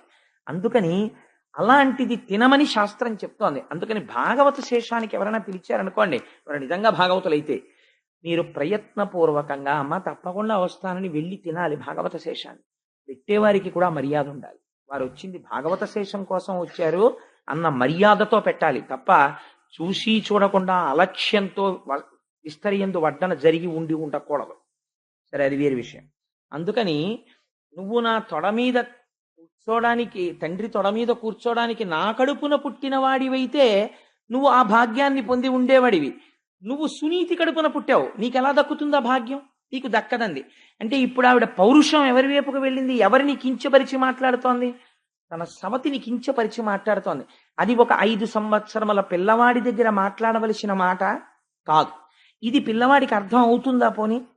అయ్యో ఏంటి మా అమ్మ కడుపున పుట్టడం వల్ల నేను తొడెక్కకూడదంటుంది ఏమిటి అని వాడు ఆశ్చర్యంగా, వాడికి కారణం అర్థం కాలేదు. 5 సంవత్సరముల పిల్లవాడికి ఈ కారణం అర్థం కాక అయోమయంగా ఆవిడ వంక చూశాడు. నీ కడుపున పుట్టడం అమ్మ కడుపున పుట్టడానికి ఎవరికైనా వాళ్ళ అమ్మ కడుపు వాళ్ళకి గొప్ప. మీరు ఇంకొకటి ఆలోచించండి. నేను ఒక తల్లి కడుపున జన్మించాను, నువ్వు ఆ తల్లి కడుపున జన్మించి ఉండకుండా ఉండవలసినది అన్నారనుకోండి, అది నా ప్రమేయమా, నా ఎన్నిక? ఈశ్వరుడైతే అలా పుడతాడు. అయినా నేను ఏ కడుపున పుట్టినా నా యొక్క నడువడి చేత ఆ కడుపు ధన్యం అవ్వాలి. అందుకే ఒక మహాపురుషుడు కనపడ్డాడు అనుకోండి, ఒక ఆయన పరమ భాగవతోత్తముడో లేకపోతే దేశ సేవ చేసిన వాడో సత్పుత్రుడో అనుకోండి, వెంటనే ఎవరిని స్మరిస్తారంటే తండ్రిని స్మరించరు. ముందు ఏ తల్లి కన్న కొడుకో, మహానుభావ మిమ్మల్ని ఏ అమ్మ కందోనండి అంటారు. తన వల్ల అమ్మ కడుపు పండుతోందా, లేకపోతే అమ్మ కడుపు ఫలానా అమ్మ కడుపున పుట్టడం వల్ల తను గొప్పవాడవుతాడా? అసలు ఆ మాట తప్పు. సురుచి చెప్పిన మాట తప్పు. కాబట్టి సురుచి చెప్పేవన్నీ అలాగే ఉంటాయి మాటలు. ఈ మాటలు మాట్లాడుతుంటే ఉత్తానపాదుడు ఊరుకున్నాడు. అందుకే పైకి కాళ్ళెట్టి కిందకి తలెట్టి పుడుతూ వెడుతూ ఉంటాడు. ఇలా సురుచికి లొంగినవాడు కాబట్టి ఎంత ధర్మాన్ని ప్రతిపాదన చేసేస్తున్నాడో చూడండి వ్యాసుడు. పైకొక్క సీసపద్యం, లోపల ఇన్ని రహస్యాలు. అందుకని ద్వాదశనాడు విని దగ్ధమైపోతుందన్నారు అజ్ఞానం. కాబట్టి ఏమైంది? అటువంటి మాట సురుచి మాట్లాడుతుంటే వింటుంటే అర్థం కాక పిల్లవాడ ఆవిడ వంక చూశాడు. సురుచంది వీడికి అర్థం కాలేదని, నా కడుపున పుట్టడం అంటే మళ్ళీ టంగుని ఏదో నా కడుపులో దూరి మళ్ళీ బయటికి రావడం కుదురుతుందా? నా కడుపున పుట్టడం అంటే మాటలు అనుకున్నావా? నా కడుపున పుట్టడం అంటే దానికి ఎంత అదృష్టం ఉండాలో తెలుసా అని ఒక సిద్ధాంతం చేసేసింది తనకి తానే. ఇది అలా సిద్ధాంతం చేయడానికి తనకి యోగ్యత పాత్రత నిజంగా ఉన్నాయనుకోండి, తను మహాజ్ఞాని అనుకోండి, తాను మహాపురుషుడు అనుకోండి, ముందుండేది ఏమిటో తెలుసా అండి? అపారమైన లజ్జ ఉంటుంది, చాలా సిగ్గుగా ఉంటుంది. తనకి ఎవరో బ్రహ్మరథం పడుతున్నారు అనుకోండి, చాలా సిగ్గుపడిపోతాడు. ఎందుకంటే బాబు ఇవన్నీ నాకు అంటాడు. తత్వవిధానంద సరస్వతి మహారాజును చూడండి, మీరు ఏమైనా కొంచెం ఎక్కువ గౌరవం చేసే ప్రయత్నం చేశారనుకోండి, ఆయన సిగ్గుపడిపోతాడు. అయ్యయ్యో ఎందుకంటే బాబు నాకు అవన్నీ అంటారు. గట్టిగా పువ్వులు తీసుకెళ్లి మీరు ఆయన పాదాల మీద వేస్తే ఆయన అంగీకరించరు. ఎందుకంటే అవన్నీ అలా చేయకండి అంటారు. మీరు ఇంకో 4 పూలదండలు వేస్తే ఆయన అంగీకరించరు. ఎందుకంటే అవన్నీ అలా వేసేస్తారా, అనవసరం అన్ని పూలదండలు అంటారు. 2 మాటలు ఎక్కువ పొగిడారనుకోండి, చాలా సరళంగా అవన్నీ కాలగతిలో వెళ్ళిపోయేవండి అవన్నీ అంటారు. జ్ఞాపకంలోకి తెచ్చుకోరు. వాళ్ళు లజ్జతో ఉంటారు. ఎందుకనంటే ఆ మాటలు వాళ్ళని శూలం పెట్టి పొడిచినట్టు ఉంటాయి. ఎందుకురా బాబు ఈ పొగడ్తలన్నీ నాకు అన్నట్టుగా ఉంటారు వాళ్ళు. అందుకని ఆ సిగ్గుతో కూడినటువంటి స్థితి ఈశ్వరానుగ్రహం. భక్తి ఉన్న వాళ్ళకి మాత్రమే అబ్బుతుంది. భక్తి లేకుండా రాజసమైన స్థితిలో ఉన్న వాడికి పొగుడుతుంటే చాలా సంతోషంగా ఉంటుంది. అయితే ఒకటి, అది ఒకనాటికి సాత్విక భక్తి కింద పరిణమించవచ్చు. నిజంగా ఆయన చాలా మంచి పనులు చేసినవాడు అనుకోండి, ఒకవేళ ఇవాళ పొగిడితే సంతోషించవచ్చు. కానీ ఆ భక్తి ఒకనాడు ఆయన్ని ఉద్ధరిస్తుంది, ఆయన్ని మంచి స్థితికి తీసుకెడుతుంది, రాజసంలోంచి తామసంలోకి తీసుకెడుతుంది. నిష్కారణ పొగుడుకోకూడదు. అందులో తనని తాను పొగుడుకున్నాడు అనుకోండి, వెంటనే తాను చచ్చిపోయినట్టే, ఆత్మహత్య చేసేసుకున్నట్టే. కాబట్టి ఇప్పుడు ప్రాయశ్చిత్తం చేసుకోవాల్సి ఉంటుంది. సురుచి ఎలా మాట, సురుచితో బాగా సంగం ఉన్నవాడికి ఉండే అలవాటు ఏమిటో తెలుసా అండి? తన్ని పొగుడుకోవడం, ఎదుటి వాళ్ళలో దోషం పడుతుండడం. ఎప్పుడు ఎదుటి వాళ్ళలో దోషం పడుతుంటాడు, తనని పొగుడుకుంటుంటాడు. అంటే ఆయన సురుచిని భార్యగా పొంది ఉన్నాడు, లొంగి ఉన్నాడని పసిగట్టవచ్చు. కాబట్టి నువ్వు ఎక్కువ మాట్లాడక్కర్లేదు. లోకం యొక్క పోకడని ఒక వృత్తాంతంలో తేల్చేస్తాడండి వ్యాసుడు. ఆయన సమర్థత అటువంటిది అని ఆవిడంది. నిజంగా నీకు ఆ నాన్నగారి తొడ మీద కూర్చోవాలని కోరిక ఉంటే నా కడుపున పుట్టి ఉండవలసింది. నా కడుపున పుట్టలేకపోయావు కదా, నా కడుపున పుట్టలేకపోయిన వాడు ఇప్పుడు మళ్ళీ తండ్రి తొడ మీద కూర్చోవాలంటే ఏ పని చేయాల్సి ఉంటుందో తెలుసా? అదిగానా నీ వదోక్షు పాద పద్మములాశ్రయింపు పాయక హరినా యుదరమున పుట్టనిచ్చును వదలక ఎట్లైన ముదము వడసెదవనగా. మళ్ళీ నువ్వు నా కడుపులోంచి బయటికొచ్చి మీ తండ్రి తొడ మీద కూర్చోవాలంటే, నా కడుపున పుట్టేటంతటి అర్హత నువ్వు పొందాలంటే ఏం చెయ్యాలో తెలుసా? అదోక్షజుడు అంటే ఇంద్రియములకు లొంగనివాడున్నాడే, అటువంటి మహానుభావుడైనటువంటి శ్రీ మహావిష్ణువు యొక్క పాదారవింద సంసేవనం చేస్తే, ఆయన అనుగ్రహిస్తే, ఆయన అనుగ్రహించాడని గుర్తేమిటో తెలుసా? శ్రీమన్నారాయణ అనుగ్రహము కలిగితే నువ్వు నా కడుపున పుడతావు. అల్లా పుట్టాడు రా ఉత్తముడు, అందుకని తండ్రి తొడ మీద కూర్చున్నాడు. శ్రీమన్నారాయణ అనుగ్రహము నీ యందు లేదు, అందుకని నువ్వు ఎక్కడ పుట్టావు? సునీతి యందు పుట్టావు. అసలు నిజంగా అనుగ్రహం ఉంది కాబట్టి సునీతి యందు పుట్టాడు. అనుగ్రహం లేదు కాబట్టి ఉత్తముడు సురుచి యందు పుట్టాడు. ఆవిడేం చెప్తోంది? తిరగేసి చెప్తోంది. ఇది ఎవరి మాటలో తెలుసా అండి? మొత్తం సుందరకాండని తీసుకొచ్చారు ఈ తేటగీతి పద్యంలోకి. ఎవరు మాట్లాడతారు ఈ మాటలో? విహర రమస్వ భుంచ్వ భోగాన్ ధన నిచయం ప్రతిశామి మిదినించ మైలలనే యథాసుకత్వం తైచ సమేత్త లలంతు బాంధవాస్తే. రావణుడు మాట్లాడతాడు సుందరకాండలో. ఎందుకు ఈ తపస్సు, ఎందుకు ఈ ఒంటి జడ, ఎందుకు ఈ ఉపవాసాలు, హాయిగా రమించు, భోగించు, నీకు కావలసినంత డబ్బిస్తాను అని ఈశ్వరుడి వైపుకి తిరుగుతున్నటువంటి మనస్సుని భౌతికమైనటువంటి సుఖము వైపుకి తిప్పుతాడు. పైగా ఇది ఎంత అదృష్టం ఉంటే సుఖపడగలమండి. ఒక విచిత్రమైన వేదాంతం చెప్తాడు. ఇంటిలో ఐశ్వర్యం ఉండి ఏకాదశి నాడు ఉపవాసం చేశాడు. ఎందుకు చేశాడు? భగవంతుడి కోసం. వేరొకడు అంటాడు, ఏంటండి ఇవన్నీ పిచ్చి, ఈశ్వరుడు ఎందుకు ఇచ్చాడు? తినడానికి ఇచ్చాడు, అంతేగాని అవన్నీ పెట్టుకుని ఉపవాసం చేయమనే. ఎందుకంటే ఇదంతాను అంటాడంటే ఇది రావణ ప్రలాపన. కాబట్టి అది వాడు ఏకాదశి వ్రతం చేస్తున్నాడు కాబట్టి వాడు ఉపవాసం ఉన్నాడు అని తెలుసుకోడు, ఒక నింద కూడా చేస్తాడు. అదే రావణుడు చేస్తాడు. అదే సురుచి మాట్లాడుతుంది. ఎలా మాట్లాడుతుందో చూడండి. శ్రీమన్నారాయణ అనుగ్రహం ఉంటే నా కడుపున పుట్టుండేవాడివి, మీ నాన్న తొడెక్కుండేవాడివి. నాన్న శాశ్వతమా, తొడ శాశ్వతమా, ఎక్కడం పెద్ద వైభోగమా అని ఈ మాట చెప్పి నీకు నారాయణానుగ్రహం లేదు. ఇప్పుడు ఆ పిల్లాడికి ఏదో కొంత అర్థమైంది, ఏదో కొంత అర్థం కాలేదు. కానీ శ్రీమన్నారాయణానుగ్రహాన్ని పొందలేకపోవడం వల్ల నేను సునీతి కడుపున పుట్టానన్నమాట వాడికి జీర్ణం కాలేదు. అది చెప్పడానికి వాడికి భాష చాలదు, వాడు చాలా చిన్న పిల్లవాడు. అందుకని ఇప్పుడు వాడు ఏం చేస్తాడంటే, చెప్పడం చేత కాలేదనుకోండి ఆ పిల్లాడికి, వాడు చేసే పని ఏమిటంటే మొయ్యోమని ఏడుస్తాడు. కాబట్టి ఇప్పుడు వాడు ఏం చేశాడంటే నాన్న తొడక్కనివ్వలేదు, సురుచి ఏదో మాట్లాడుతోంది, తనకు అర్థం కాలేదు. ఇది ఒక గొప్ప సంఘటన. ఇది మనకి ఒక పరమపావనమైన ఆఖ్యానాన్ని అందించబోతోంది. అందుకని వ్యాసుడి ఈ శ్లోకాన్ని తీసుకున్నాడు. ఇక్కడ నుంచి వాడు ఏడుస్తూ, ఇలా ఏడిచిన వాడు లేడురా. ఏడిచిన వాళ్ళందరూ సురుచి కోసం ఏడిచిన వాళ్లే. నాకు ఇంకా కారు లేదని ఏడిచినవాడు, నాకు ఆ భోగం లేదని ఏడిచినవాడు, ఈ భోగం లేదని ఏడిచినవాడు, ఈశ్వరుడు అన్నీ ఇచ్చినా కూడా ఏదో వెతుక్కున్నది లేదని ఏడిచినవాడు, ఉన్నాయని తృప్తిపడి ఈశ్వరుడి కోసం ఏడ్చినవాడు లేడు. ఇవాళ నారాయణానుగ్రహం నాకెందుకు లేదని ఏడుస్తూ వెళ్ళిపోతున్నాడు, చెప్పుకోవడం చేత కానివాడు. ఈ ఆశ్చర్యకరమైన సంఘటన. 5 ఏళ్ల పిల్లవాడికి ఇట్లాంటి ఆలోచన వచ్చింది. ఈ ఆలోచన రావడం గొప్పతనం. సాధారణంగా ఎవరికి రాది ఈ ఆర్తి. కాబట్టి అది వైరాగ్యమే. నాకు ఎందుకు రాదు అనుగ్రహం అని ఏడవడం, ఆ ఏడుపే వైరాగ్యం. కాబట్టి అది తెలిసి తెలియని వైరాగ్య సంపద ఏర్పడింది. కానీ దీన్ని పూర్ణ వైరాగ్యం చేసేవాడు వాడు ఉండాలి. ఇప్పుడు దాన్ని మార్గమునందుకు త్రిప్పగలిగిన వాడు ఉండాలి. వాడు ఏడుస్తూ అమ్మ దగ్గరికి వెళ్ళాడు. సునీతి మాటకి సురుచి మాటకి ఎర్రగీత గీసినంత తేడా ఉండాలి. అలా లేదనుకోండి, మీరు ఆవిడ్ని సునీతి అని పిలవడానికి వీలు కదా. అందుకని వాడు ఏడుస్తూ అమ్మ దగ్గరికి వెళ్ళాడు. ఎందుకురా ఏడుస్తున్నావు అని అడిగింది అమ్మ. అమ్మ ఏమడుగుతుందండి? ఈ పిల్లాడి ఏడుస్తుంటే ముందు అమ్మ ఏమడుగుతుందంటే, ఏనన్నా ఎందుకు ఏడుస్తున్నావు అంటుంది. అమ్మ దగ్గర ఒక లక్షణం ఉంటుంది, మీరు గమనించండి. ఆ ఎదురు పోర్షన్ వాళ్ళు ఈ పోర్షన్ వాళ్ళు చాలా స్నేహితులు. పిల్లాడు అలోహమని ఏడుస్తూ అమ్మ దగ్గరికి వెళ్ళాడు అనుకోండి, పెద్ద గోల పెట్టేస్తాను. ఎందుకురా ఏడుస్తున్నావు అన్నాడు అనుకోండి, అమ్మ అమ్మ నన్ను ఎదురింటి అక్క ఆడనివ్వట్లేదమ్మా అన్నాడు అనుకోండి, నువ్వు ఆ అక్కతో మాట్లాడకండి, నువ్వు అక్కతో మాట్లాడకు, చెప్తాను నేను ఈ మాట దాని సంగతి అంటుంది. అంటే పిల్లాన్ని ఉపశమింప చేయడం కోసం చిన్న అక్కస వస్తుంది అమ్మకి, తన పిల్లాడికి ఏదో పొరపాటు జరిగిపోయిందని. అమ్మ అంత నిష్పక్షపాతంగా ఉండడం కష్టం. అమ్మ అంటేనే అంతండి. పిల్లాడికి ఇంత హాని జరిగితే తనకి ఏదో పాము కుట్టినంత పరితపించిపోతుంది. అలాంటి అమ్మ లేకపోతే లోకం ఎక్కడుంది? కాబట్టి అమ్మ అలా మాట్లాడుతుంది. కానీ సునీతి మాట్లాడడంలో ఉన్న గమ్మత్తు ఎలా ఉంటుందో చూడండి. ఆవిడ దగ్గరికి వెళ్ళి పిల్లాడు ఓహో ఏడుస్తున్నాడు.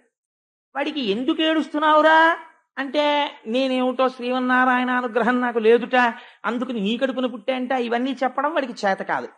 ఏడుస్తుంటే ఆవిడ అటు ఇటు చూస్తోంది, ఎందుకు ఇలా ఏడుస్తున్నాడని.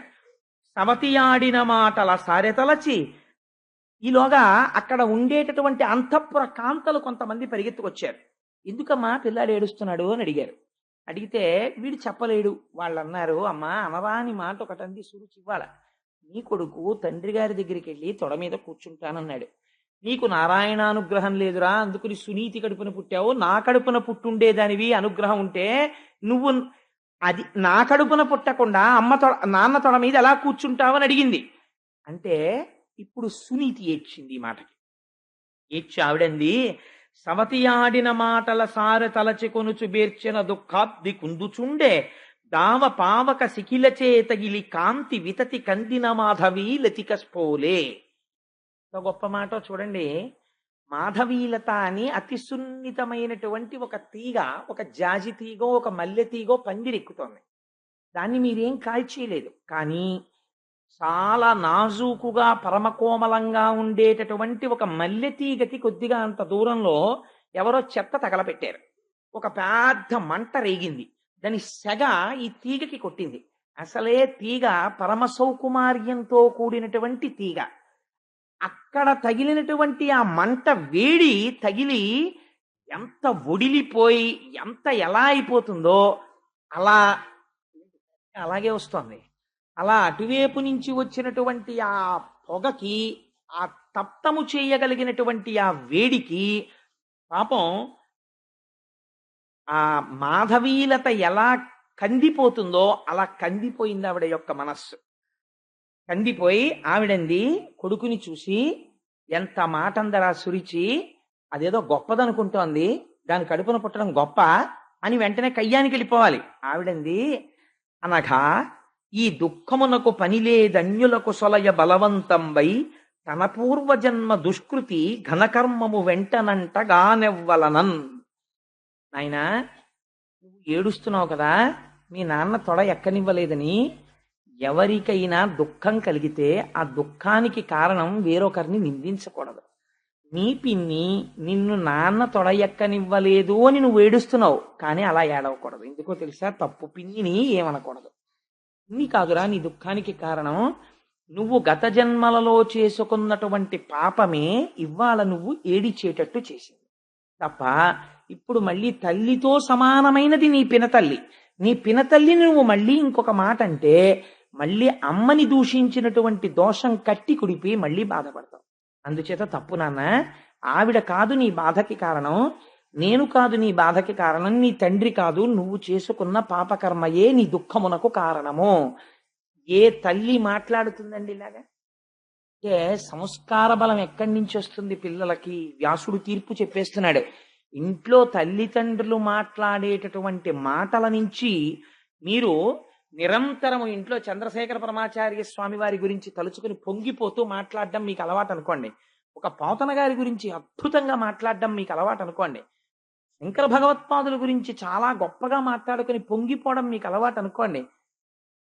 ఎవరో తెలిసి తెలియనటువంటి వాళ్ళు మీ పిల్లల దగ్గర ఏ చంద్రశేఖర పరమాచార్య స్వామి వారి వంటి వారి గురించో కొంచెం తక్కువ చేసేదో మాట్లాడారనుకోండి, ఆ పిల్లలకి ఎంత కోపం వచ్చేస్తుందంటే బొగ్గలు ఎర్ర పడిపోయి, నాన్నగారండి నేను నిజంగా ఇవాళ దెబ్బలాడేద్దాం అనుకున్నాను నాన్నగారండి, అలా అంటుందా అది స్వామివారిని, దానికి తెలియదండి చంద్రశేఖర స్వామి వారి గురించి అంటుంది.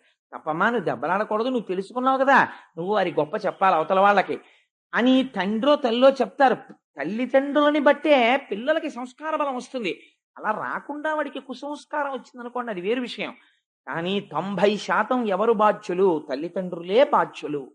మీరు ఎలా నడిస్తే పిల్లలు అలా నడుస్తారంటే వారి నడువడి మిమ్మల్ని అనుసరించి ఉంటుంది. ఇక వేరుగా చెప్పక్కర్లేదు. తల్లిదండ్రులు ఎలా ఉంటారో పిల్లల యొక్క నడువడి అలాగే ఉంటుంది. అందుకే 7 తరాలు అటు ఇటు చూసి పిల్లని తెచ్చుకున్నాం, లేకపోతే పిల్లాన్ని తెచ్చుకున్నాం అంటారు. ఇవ్వడానికి ఏమిటి చూస్తారు? ఆ తల్లిదండ్రుల యొక్క నడువడి ఎలా ఉంటుంది, వీళ్ళ ముందు వాళ్ళ నడువడి ఎలా ఉంటుంది, అది చూస్తారు. ఆ వంశంలో ఎవరైనా ఒక మహాపురుషుడు ఉన్నాడు అనుకోండి, ఆయన తేజస్సు మళ్ళీ ఆయన ఈ పిల్ల కడుపునో లేకపోతే ఓ మనవడిగానో ముని మనవడిగానో మళ్ళీ పుట్టచ్చు. పుడితే ఆ వంశం పావనం అయిపోతుంది. ఏమో ఆయన మళ్ళీ పుడతారేమో ఆశ. అటువంటి మహాపురుషుడున్న వంశం అండి అది. అంటే ఆ ఇంటికి తన పిల్లని పంపించాలని తాపత్రయపడతారు. ఎందుకని? అటువంటి చోటుకి వెళ్ళి అటువంటి చోట తను వారి కోడలు అనిపించుకుంది తన కూతురు. అందుకని నా కూతురు వారి ఇంటికి కోడలైతే బాగుండని కోరుకుంటారు. అలాగే కూతురున్నవాడు సంస్కార బలం ఉన్న కుటుంబానికి నా కూతురు వారింటి కోడలైతే బాగుండని తండ్రి కోరుకుంటాడు. కాబట్టి తల్లిదండ్రుల యొక్క సంస్కార బలాన్ని అనుసరించి పిల్లలు ఉంటారు. ఎంత అందంగా మాట్లాడిందో చూడండి ఆవిడ. అని ఇనిమిటి చేతను పెండ్లామని కాదు నికృష్ట దాసి అనియను పిలువంగను చాలని దుర్భగురాలనగల నా కుచ్చి నుదయమందిన కథనన్. నువ్వు ఇవాళ ఇటువంటి బాధ ఎందుకు పొందుతున్నావో తెలుసా? మీ పిన్ని ఆ మాట అంది అంటే ఉత్తినే అనలేదురా. మీ నాన్నగారికి నేను కూడా భార్యని. పోనీ పినిమిటి చేతను పెండ్లామని కాదు, మా ఆవిడ అని ప్రేమతో ఎప్పుడైనా ఓ సునీతి ఇలరా అని పిలవకపోతే పిడపోయిరి. అలా పిలవకపోతే నేను బాధపడినా. ఇవాళ నాకు భార్య యొక్క స్థాయి లేదు. ఒక నికృష్టమైన దాసి. ఇద్దరూ పక్క పక్కన నిలబడితే మీ నాన్నకి ఏదైనా గబుక్కుని పిలవవలసి ఉంటే నికృష్టమైనటువంటి ఆ దాసిని పిలుస్తాడు, కానీ నన్ను పిలవడం ఎందుకో తెలుసా? నికృష్ట దాసి అనియను పిలువంగను చాలని దుర్భగురాలగు నా కుచ్చి ఉదయమందిన కథనను. అంటే ఇప్పుడు ఎవరిని నిందించుకుంటోంది? నా పాపకర్మ నన్ను కట్టి కుడుపుతోంది. మీ నాన్న చేత సురిచి పొందినటువంటి అదృష్టాన్ని నేను పొందలేకపోయాను. నేను పొందలేని కారణం వల్ల నువ్వు పొందలేకపోయావు. తప్పించి నా దురదృష్టం రా. మీ నాన్నగారు ఒక భార్య పట్ల అలా, ఒక భార్య పట్ల ఇలా ఉన్నారు అంటే అది నా దురదృష్టం. నా దురదృష్టం నిన్ను కూడా వెంటాడుతోంది నా కడుపున పుట్టడం వల్ల తప్ప ఆవిడ ఒక్కరిని ఒక్క మాట అనలేదు. తన యందు దోషం ఆరోపించుకుని మాట్లాడింది. ఇలా మాట్లాడగలగడానికి, ఇంత సంస్కారయుతంగా ఉండడానికి చాలా కష్టం అండి. అది ఏదో నేర్చుకుందామంటే వచ్చే మాటలు కావు. A situation of crisis reveals your character అంటారు. మామూలుగా నడువడి అందరూ నడుస్తారు. ఇప్పుడు సంధ్యావందనం చెయ్యాలండి ప్రతిరోజు అన్నాం అనుకోండి, ఇంట్లో ఉన్ననాళ్ళు హాయిగా సంధ్యావందనం ప్రతివాడు చేస్తాడు. ఏదో ఎక్కడో ఏదో ఊరు వెళ్ళాడు, ఆ ఊళ్ళో ఏదో కాటేజీలో ఉన్నాడు, అప్పుడు సంధ్యావందనం చేయవలసి వచ్చింది అనుకోండి, సంధ్యావందనం ఇవాళ చేయకపోతే ఏమండి అని ఏదో తప్పనిసరి పరిస్థితుల్లో ప్రాయశ్చిత్త శ్లోకం చదివాడు సరే. అన్నీ అనుకూలంగా ఉన్నప్పుడు ధర్మ నిర్వహణ గొప్పే ఉందండి. ఏది అనుకూలం కానప్పుడు ధర్మం నిర్వహిస్తే గొప్ప. రామచంద్రమూర్తికి అన్నీ కలిసి రాలేదు. ఆయనకి ఎన్ని కష్టాలు పడ్డాడో, ఎన్ని కష్టాలు పడ్డా ధర్మాన్ని మాత్రం ఆయన వదిలిపెట్టలేదు. ధర్మాన్ని వదిలిపెట్టకుండా ఉండడం గొప్ప. అందుకని నీ శీలము పైకి ఎప్పుడు వస్తుంది అంటే, ఒక ఉద్విగ్నమైనటువంటి సంఘటన జరిగినప్పుడు ఎవరి శీలం ఏమిటో పైకి వచ్చేస్తుంది. అప్పుడు మీరు మాట్లాడే మాటలని బట్టి, ఒక సంఘటన యందు మీ ప్రవర్తనని బట్టి, మీరు భక్తులో, మీకు శాస్త్ర ప్రావీణ్యం ఉన్నదో, మీరు నేర్చుకున్నది మీరు నడువడిలో పెట్టినవారో కాదో తేల్చేస్తుంది, బయట పెట్టేస్తుంది ఆ సంఘటన. ఇప్పుడు ఈ సంఘటన ఎంతమందిని బయట పెడుతోందో చూడండి. ఒక్క సంఘటన ఉత్తానపాదుడి బలహీనతని బయటపెట్టింది, సురుచి అహంకారాన్ని బయటపెట్టింది, సునీతి శీలాన్ని బయటపెట్టింది, ధ్రువుడి మనస్సులో ఏర్పడబోతున్నటువంటి ఒక కొత్త కోరికని బయటపెడుతోంది. ఇన్ని విషయములకు ఆధారభూతమైన ఒక సంఘటనని ఎత్తుకుంటున్నాడు వ్యాసుడు. ఎంత గమ్మత్తైనటువంటి విషయం అండి నిజంగా. వ్యాస భగవానుడికి మనం ఎన్నిసార్లు జోదలు చేయాలి మహానుభావుడికి అని ఆవిడంది. నాన్న ఎందుకురా బెంగ పెట్టుకుంటావు, విను ఆడిన ఆ సురుచి వచనములు సత్యంబులుగను, సర్వశరణ్యుండనగల హరిచరణంబులు కను, జనకుని అంకమెక్కగా తలతేనిన్. సురుచి ఏం చెప్పిందో అది పరమ యథార్థం. నిజంగా నీ తండ్రి యొక్క తొడ ఎక్కి కూర్చోవాలన్న కోరిక నీకుంటే, మీ తండ్రి మనస్సుని మళ్ళీ అలా మార్చగలిగిన వాడెవరో తెలుసా? సురుచిని తొక్కి పెట్టి సునీతిని పక్కకి తెచ్చుకోగలగాలి. ఇది నీ అంత నీకు సాధ్యం కాదు. ఈశ్వర పాదాలు పట్టుకోవాలి. పట్టుకుంటే సురుచిని తిరస్కరించగలవు, సునీతికి పెద్దపీట వేయగలవు, ఆత్మధర్మాన్ని భక్తితత్వాన్ని ఒప్పుకోగలవు, నీ ధర్మమునందు నువ్వు నిలబడగలవు, సురుచిని త్రోసిరాదనగలవు. నాకు అక్కర్లేదు ఈ భౌతిక సుఖాలని, ధర్మ విరుద్ధమైనటువంటి సుఖమునందు మమకారమును విడిచిపెట్టగలవు. అలా విడిచిపెట్టడానికి ఈశ్వరానుగ్రహం ఉండాలి. అందుకని ఏది సురుచి చెప్పిందో అది యథార్థం. నీకు నిజంగా నీ తండ్రి అంకం ఎక్కాలన్న కోరికుంటే నువ్వు శ్రీమన్నారాయణ పాదారవింద సంసేవనము చెయ్యగలగాలి. ఇలా ఏడవడం కాదురా, ఆయన గురించి ఏడవగలవా? ఏడిచాడు మీ తాత మహానుభావుడు స్వయంభవమనువు. అఖండమైన రాజ్యం ఇచ్చాడు చిత్రముఖ బ్రహ్మగారు. మొట్టమొదట ఏది భూమండలం అని అడిగాడు స్వయంభవమనువు. హిరణ్యావత మహానుభావుడు ఆదివరాహమూర్తి అయ్యి వచ్చి యజ్ఞవరాహమూర్తి భూమిని పైకెత్తి మీ తాతకిచ్చాడు స్వయంభవమనువుకి. వరాహావతారం అంటే ఎంత గొప్పదో తెలుసా అండి. ఒక చోట ఒక మాట చెప్తారు. పోతనామాచ్యుల వారు ఆంధ్రీకరిస్తున్నారు భాగవతాన్ని.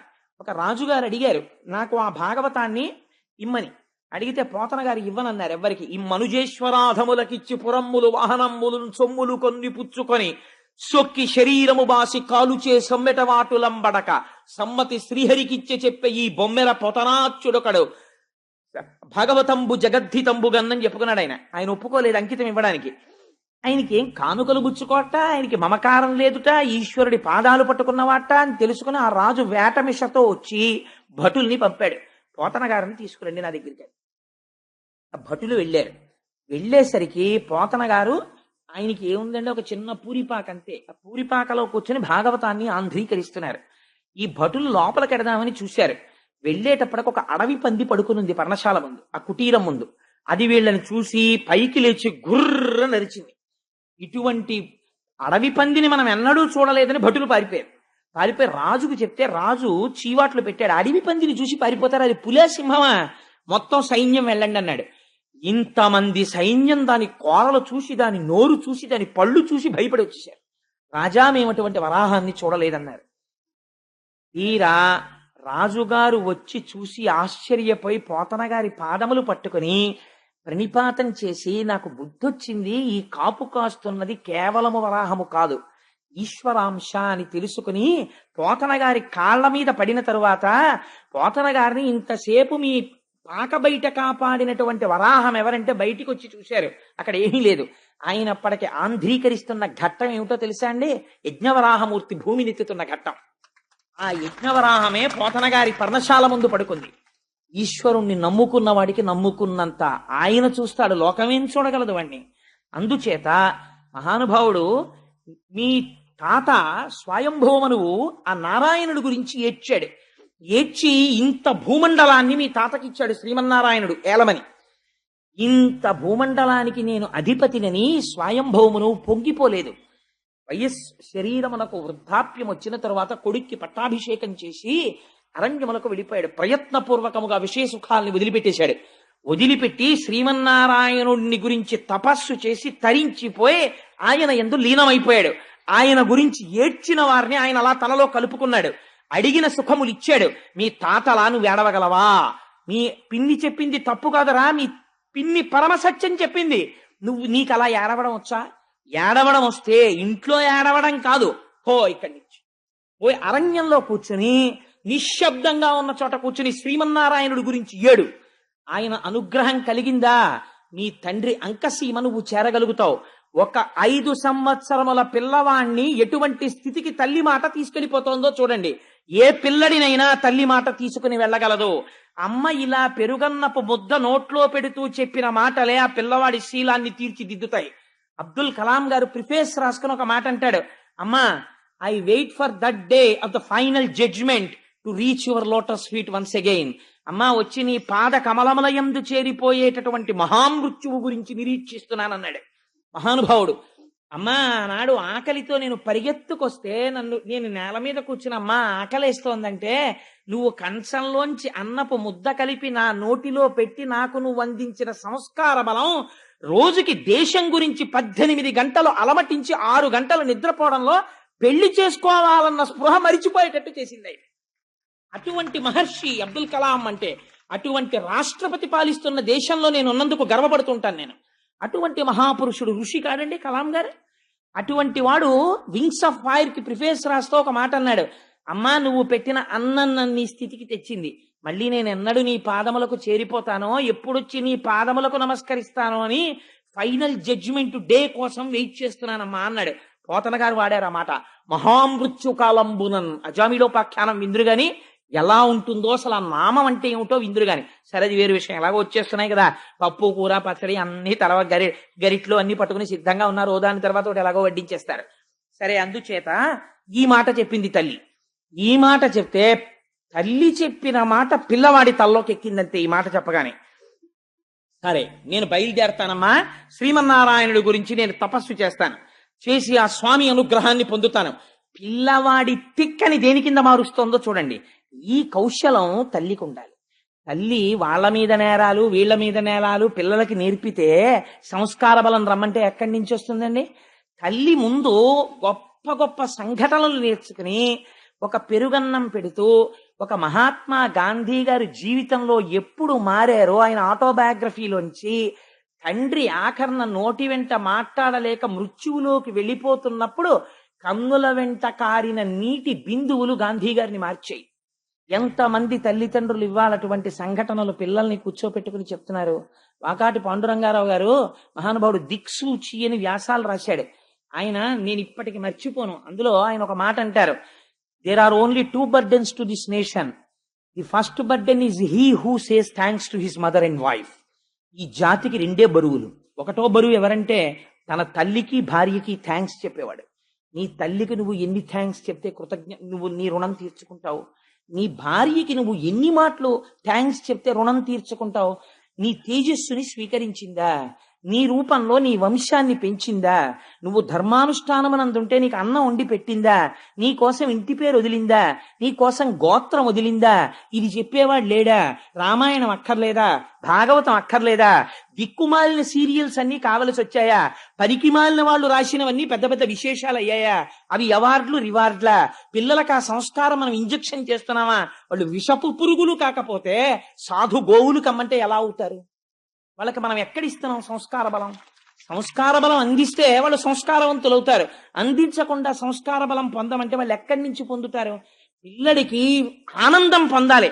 మా తాతగారి దగ్గరికి పరిగెత్తి మా తాతగారు మంచం మీద పడుకుని రాత్రి అలా ఏవో పద్యాలు చదువుకుంటుంటే మా తాతగారి పక్కన పడుకుంటే, తాతగారండి కథ చెప్పండి తాతగారండి అంటే, మా తాతగారు రాత్రి నాకు నిద్ర పట్టే వరకు వర్ణించి చెప్తుంటే ఒక్కొక్క కథ. ఈ జాతికి సంస్కారవంతులైన మహాపురుషులందరూ పునర్జన్మలు ఎక్కడ పొందారో తెలుసా అండి? తాతల పక్కన పడుకుని మంచాల మీద, నాయనమ్మల ఒళ్ళో అమ్మ పెట్టిన పెరుగన్నపు ముద్దలతో కలిపి పెట్టినటువంటి చిన్ని చిన్ని కథలలో. శివాజీ వరకు. ఏ నిజమైన పాఠశాలలు మన సంస్కృతికి, అవే నిజమైనటువంటి ఆలయాలు. అవి ఇవాళ సరే, ఇక దాని గురించి నేను మాట్లాడను. అందుచేత ఆవిడంది వెళ్ళి శ్రీమన్నారాయణుడి గురించి తప్పించరా, నీకు ఆ సమర్థత ఉందా అంది. పిల్లవాడు కదా, ఒక్క ఉదుటునలు ఇచ్చాడు. అమ్మా నేను ఎందుకు చేయలేను, నేను చేస్తాను అని గబగబా వెళ్ళిపోతున్నాడు అంతే ఇంట్లోంచి. ఎవరండి? 5 ఏళ్ల పిల్లవాడు. వెళ్ళిపోతుంటే తల్లి వెంటనే మళ్ళీ పరిగెత్తుకెళ్ళి వెనక్కి తీసుకొచ్చేయలేదు, బయలుదేరందంతే. ఇప్పుడు ఎవరొచ్చారో తెలుసా అండి? లోక కళ్యాణము చేసేటటువంటి నారదుడు పరిగెత్తుకొచ్చాడు. ఇలా చెప్పిన అమ్మ ఎక్కడుంది, ఇలా పరిగెత్తిన పిల్లాడెక్కడున్నాడు రా, చాలా ఆశ్చర్యం జరిగిపోతోంది ప్రపంచంలో. ఇదేమిటో నేను చూడాలి. ఇప్పుడు పిల్లలకి ఒక విచిత్రమైనటువంటి లక్షణం ఉంటుంది. ఇంట్లో అమ్మా నాన్న ఎంతైనా చెప్తారు, స్కూల్కి పంపించేటప్పటికి మిగిలిన వాతావరణం వాళ్ళని డామినేట్ చేస్తుంది. గురువు దాన్ని పసికట్టి దిద్దగలగాలి. అందుకని నారదుడు పరిగెత్తుకొచ్చాడు. ఇప్పుడు చూడండి ఆయన ఎలా మాట్లాడతాడో, ఎంత అందంగా మాట్లాడతాడో. ఆ పొంగుతున్న పాల మీద నీళ్లు చల్లే ప్రయత్నం చేస్తాడు. ఏమిటో ఇవన్నీ అని. అప్పుడు పిల్లాడు అబ్బే లేదండి అలా కుదరదు. నిజమేనా అండి? అయ్యి బాబాయ్ మీరు మహానుభావుడు, అలా అయితే సరేనండి నేను ఇంట్లో పోతానులేండి, మా అమ్మ తెలియక పాపని చెప్పింది అన్నాడు అనుకోండి, అయిపోయింది అంతే. మళ్ళీ గురువు దీన్ని తీర్చిదిద్దాలి. నీటిలో 1000 సంవత్సరములు నానిపోయినటువంటి శిల దొరకడం ఒకెత్తు, దాన్ని శిల్పి చెక్కడం ఒకెత్తు. ఇది గురువుల యొక్క అనుగ్రహం అంటే. అందుకొచ్చాడు నారదుడు. ఇప్పుడు ఎలా చెక్కుతున్నాడో చూడండి. ఆయన అన్నాడు, ఒరే నాన్న ఎక్కడికి రా ఇలా పరిగెడుతున్నావు అన్నాడు. ఆ ధ్రువుడు 5 ఏళ్ల వాడు.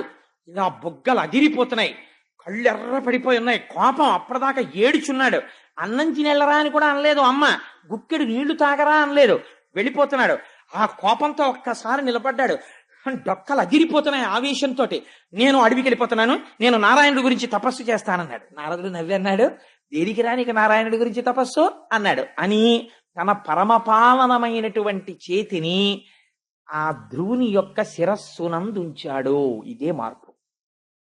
ధ్రువు తనంత తాను సంకల్పించి ఎప్పుడు శిష్యుడి పట్ల అపారమైన వాత్సల్యంతో ఆయన మూర్ధన్య స్థానమునందు చెయ్యి పెడతాడో అప్పుడు గురువులో ఉండేటటువంటి అనుగ్రహము శిష్యుడిలోకి ప్రసరణ జరుగుతుంది. ఈ బుద్ధి నీకు నిలబడుగాక. ఇలా పరిగెత్తిన పిల్లలు లేరు. ఆటల కోసం పరిగెత్తారు, పాటల కోసం పరిగెత్తారు, నారాయణుడి కోసం పరిగెడుతున్నావు. నువ్వు ఒక కొత్త చరిత్రని ఆవిష్కరించాలిరా అని తలపేద చెయ్యి పెట్టాడు. అంతే. ఆయన అన్నాడు, నేను అడవికి ఎందుకు వెళ్తున్నానో తెలుసా? నారాయణుడి కోసం వెళ్తున్నాను. ఏం చేస్తావు? నారాయణుడి కనపడితే అన్నాడు. నోటికి తెలిస్తే కదా ఏం కోరాలో. అన్నిటికన్నా చాలా పెద్ద పదవి కోరుతానన్నాడు. పిల్లలు చూడండి, ఒరే మీ నాన్నగారు కలెక్టర్ గారు రా, మీ బాబాయ్ గారు సూపరింటెండెంట్ రా, ఇంకొక ఆయన ప్రొఫెసర్ రా, నువ్వేమవుతావు? వాళ్ళకన్నా పెద్ద పోస్ట్ చేస్తానంటాడు. అంతకన్నా పెద్ద పోస్ట్ ఏమిట్రా? ఏమో నాకు తెలియదు, కానీ నేను ఇంకా పెద్ద చేస్తానంటాడు. అలా ఆ పిల్లాడి మాటల్ని యథాతథంగా తీసుకొచ్చేసిందండి భాగవతం. ఆయన అన్నాడు, నేను చాలా పెద్ద పదవికి వెళ్ళిపోతానన్నాడు. ఏం పెద్ద పదవికి వెళ్ళిపోతావురా అన్నాడు నారదుడు. ఏమో నన్ను అడక్కండి, ఆయనకి తెలుసు ఏం పెద్ద పదవి ఇవ్వాలో. ముందు నేను ఆయన్ని చూడాలి, ఆయన దగ్గర మాట్లాడాలి. మా అమ్మ చెప్పింది ఆయన ఇవ్వగలడని. మా నాన్న తొడ మీద ఎక్కద్దంది కదా మా పిన్ని, నేను ఇప్పుడు ఆయన గురించి తపస్సు చేస్తాను, ఆయన వస్తారు. వచ్చింది ఇది నమ్మకం. మా ఇంట్లో ఉన్న విగ్రహం అంటే ఎక్కడ కనపడతాడండి? ఈశ్వరుడు ఉన్నాడు, ఎందుకు కనపడాడు అన్నవాడికి కనపడతాడు. కదిలిపోతాడంతే పరమాత్మ.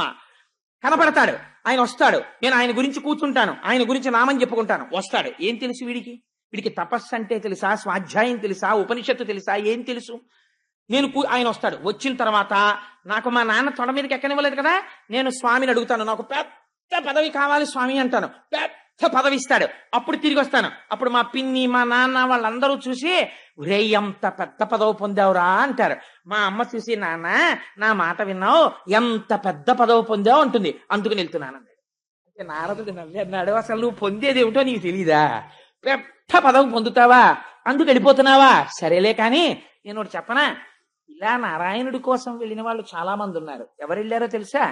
ఇంద్రియములను జయించే ప్రయత్నం చేసి వెళ్ళి కూర్చుని తపస్సు చేసి రాత్రింబవళ్ళు బొటనవేలు మీద నిలబడి తపస్సు చేసిన వాళ్ళకి శ్రీమన్నారాయణ దర్శనం అవ్వలేదు. అంతంత కష్టాలు పడ్డ వాళ్ళకి. నువ్వు పిల్లవాడివిరా, నీకు తెలియదు, ఇంకా నీకు తిక్కొచ్చిందంటే దీన్ని తిక్కంటారు. పిల్లవాడివి, నీకు మానవమానాలు ఏమిట్రా? నీకు నేను ఒక పెద్ద సూత్రం చెప్తాను నాన్న, ఆ సూత్రం మనసులో పెట్టుకుంటే నీకు మనస్సునందు కలిగినటువంటి ఖేదము పోతుంది, పోయి నీకు మనస్సు శాంతిగా ఉంటుంది. ఏమిటో చెప్పనా? సుఖము దుఃఖము ఈ రెండూ కూడా మనస్సుకి సంబంధించినవి. మనస్సు ఇష్టపడితే సుఖంలా కనపడుతుంది. ఆయనకి బాగా స్నేహితుడు, ఆయన ఏదైనా పరిహాసం ఆడుతూ మీరు ఎప్పుడు ఇంతేనండి అని ఏమన్నా అన్నాడు అనుకోండి, అంటే చాలా సంతోషంగా ఉంటుంది. ఎందుకంటే మంచి స్నేహితుడు అంటున్నాడు, ఒప్పుకుంటాడు. అదే ఇష్టం లేనివాడు అన్నాడు అనుకోండి, చాలా కోపం వచ్చేస్తుంది. ఎందుకంటే ప్రధానం ఆయన అంటే ఇష్టం లేదు. సుఖ దుఃఖములకు కారణము మనస్సు. కాబట్టి ఇవి రెండు ద్వంద్వములు. ఆ రెండింటినీ సమానంగా తీసుకున్నామనుకో, భగవంతుడి పాదాలు పట్టుకుని నువ్వు వివేక బుద్ధి కలిగిన వాడవు అని పెద్దలు అంటారు. చాలు, అంతకన్నా నీకేం పెద్ద విషయాలు అక్కర్లేదు. ఇప్పుడు నీకు నేను ఒక 3 సూత్రాలు చెప్తాను, బాగా గుర్తుపెట్టుకో. నీకన్నా చాలా గౌరవింపదగిలినటువంటి పెద్దలు కనపడ్డారనుకో, నువ్వు వాళ్ళని గౌరవించి నమస్కరించు, ఆదరించు, సంతోషించు. వారు పెద్దలు కనపడితే, నీకన్నా ఈశ్వర విభూతి ఎక్కువ ఉన్నవాళ్ళు కనపడితే వాళ్ళని చూసి అసూయ పడకెప్పుడు. ఈశ్వర, వాళ్ళు ఎంత తపస్సు చేశారో, నాకన్నా ఎక్కువ విభూతిని వారు పొంది ఉన్నారు అని సంతోషంతో ఆయన విభూతి ఎక్కువ ఉన్నవారిగా చూసి సంతసించి నమస్కరించు. నీతో సమానమైన విభూతి ఉన్నవారైతే మేమిద్దరం సమానంగా పొందామని మిత్రత్వం చెయ్యి. నీకన్నా తక్కువ విభూతి ఉన్నవాళ్ళు కనిపిస్తే, ఈశ్వర వీళ్ళు కూడా పైకి రావాలని కోరుకుని కారుణ్యంతో ప్రవర్తించు. ఈ 3 గుర్తుపెట్టుకున్నావు అనుకో, చక్కగా వృద్ధిలోకి వస్తావు. ఏనన్నా ఇంట్లోకి పోవాలి. నిజంగా నారదుడు ఎంత అందంగా మాట్లాడాడో చూడండి. నిరుత్సాహపరిచాడా? నిరుత్సాహపరచలేదు. పోని నిజంగా ఇంట్లోకి వెళ్ళిపోయాడు అనుకోండి, ధ్రువుడు పాడైపోతాడా? పాడైపోడు. గురువు ఎలా మాట్లాడాలో అలా మాట్లాడాడు. మళ్ళీ ఇంకొంచెం సోపానములు ఎక్కించేటట్టే మాట్లాడాడు. కానీ ఇప్పుడు ఆ పిల్లాడు నిలబడిపోయాడు అనుకోండి, ఇప్పుడు నారదుడు ఆశీర్వదించాలి. ఆయన స్పర్శ ఎక్కడికి పోతుంది? ఆ పిల్లాడు అన్నాడు, మీరు చెప్పిన మాటలు వినడానికి ఏమిటో చాలా సొంపుగా ఉన్నాయి కానండి, నేను పుట్టుక చేత క్షత్రియుణ్ణి కదా, రాజుల ఇంట్లో పుట్టాను కదా, నాకు కొంచెం పౌరుషం ఎక్కువండోయ్. మా పిన్ని నన్నంత మాట అంది, ఇక్కడ అయింది గాయం. నాకు ఇప్పుడు ఈ గాయం పోవాలంటే ఒకే ఒక రసాయనంతో పోతుంది. దీనికి బయట మందు లేదు. ఇంకా శ్రీమన్నారాయణ సందర్శనం అనేటటువంటి రసాయనమే మా పిన్ని మాటలనేటటువంటి ఈ లోపల కలిగినటువంటి వ్రణమును మాన్పగలదు. అందుకని కనపడతాడా కనపడడా, నేను పొందగలనా పొందలేనా వదిలిబారేయండి, నాకు బెంగలేదు. నేను వెళ్ళి శ్రీమన్నారాయణుడి దర్శనం అవ్వడానికి తపస్సు చేస్తానంతే, నేను వెళ్ళిపోతున్నానన్నాడు.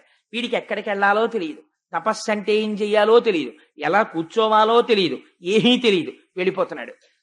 ఈ పట్టుదలని గుర్తించాడు. ఇది గురువు అంటే. పట్టుదలని గుర్తించి ఆ పట్టుదలని మార్గం వైపుకి నడుపుతాడు. పట్టుదల ప్రతివాడికి ఉంటుంది, దానికి మార్గమును ఏర్పాటు చెయ్యాలి. ఏర్పాటు చేసి అటు వైపుకి తిప్పాలి. అలా తిప్పినవాడు గురువు అండి. అలా గుర్తుపట్టలేకపోతే ఇంకా ఆయన గురువు ఏమిటి? ఆయన గురువు కాడు. తన శిష్యులలో ఎవడు ఏ స్థాయిలో ఎటువైపుకు వెళ్ళాలని ఆర్తి పొందుతున్నాడో గుర్తుపట్టి అటువైపుకి మార్గాన్ని సుగమం చెయ్యాలి గురువు. అలా మాట్లాడాలి. ఎంత గొప్పగా ఇప్పుడు చెప్పాడు నారదుడు. ఆయన అన్నాడు,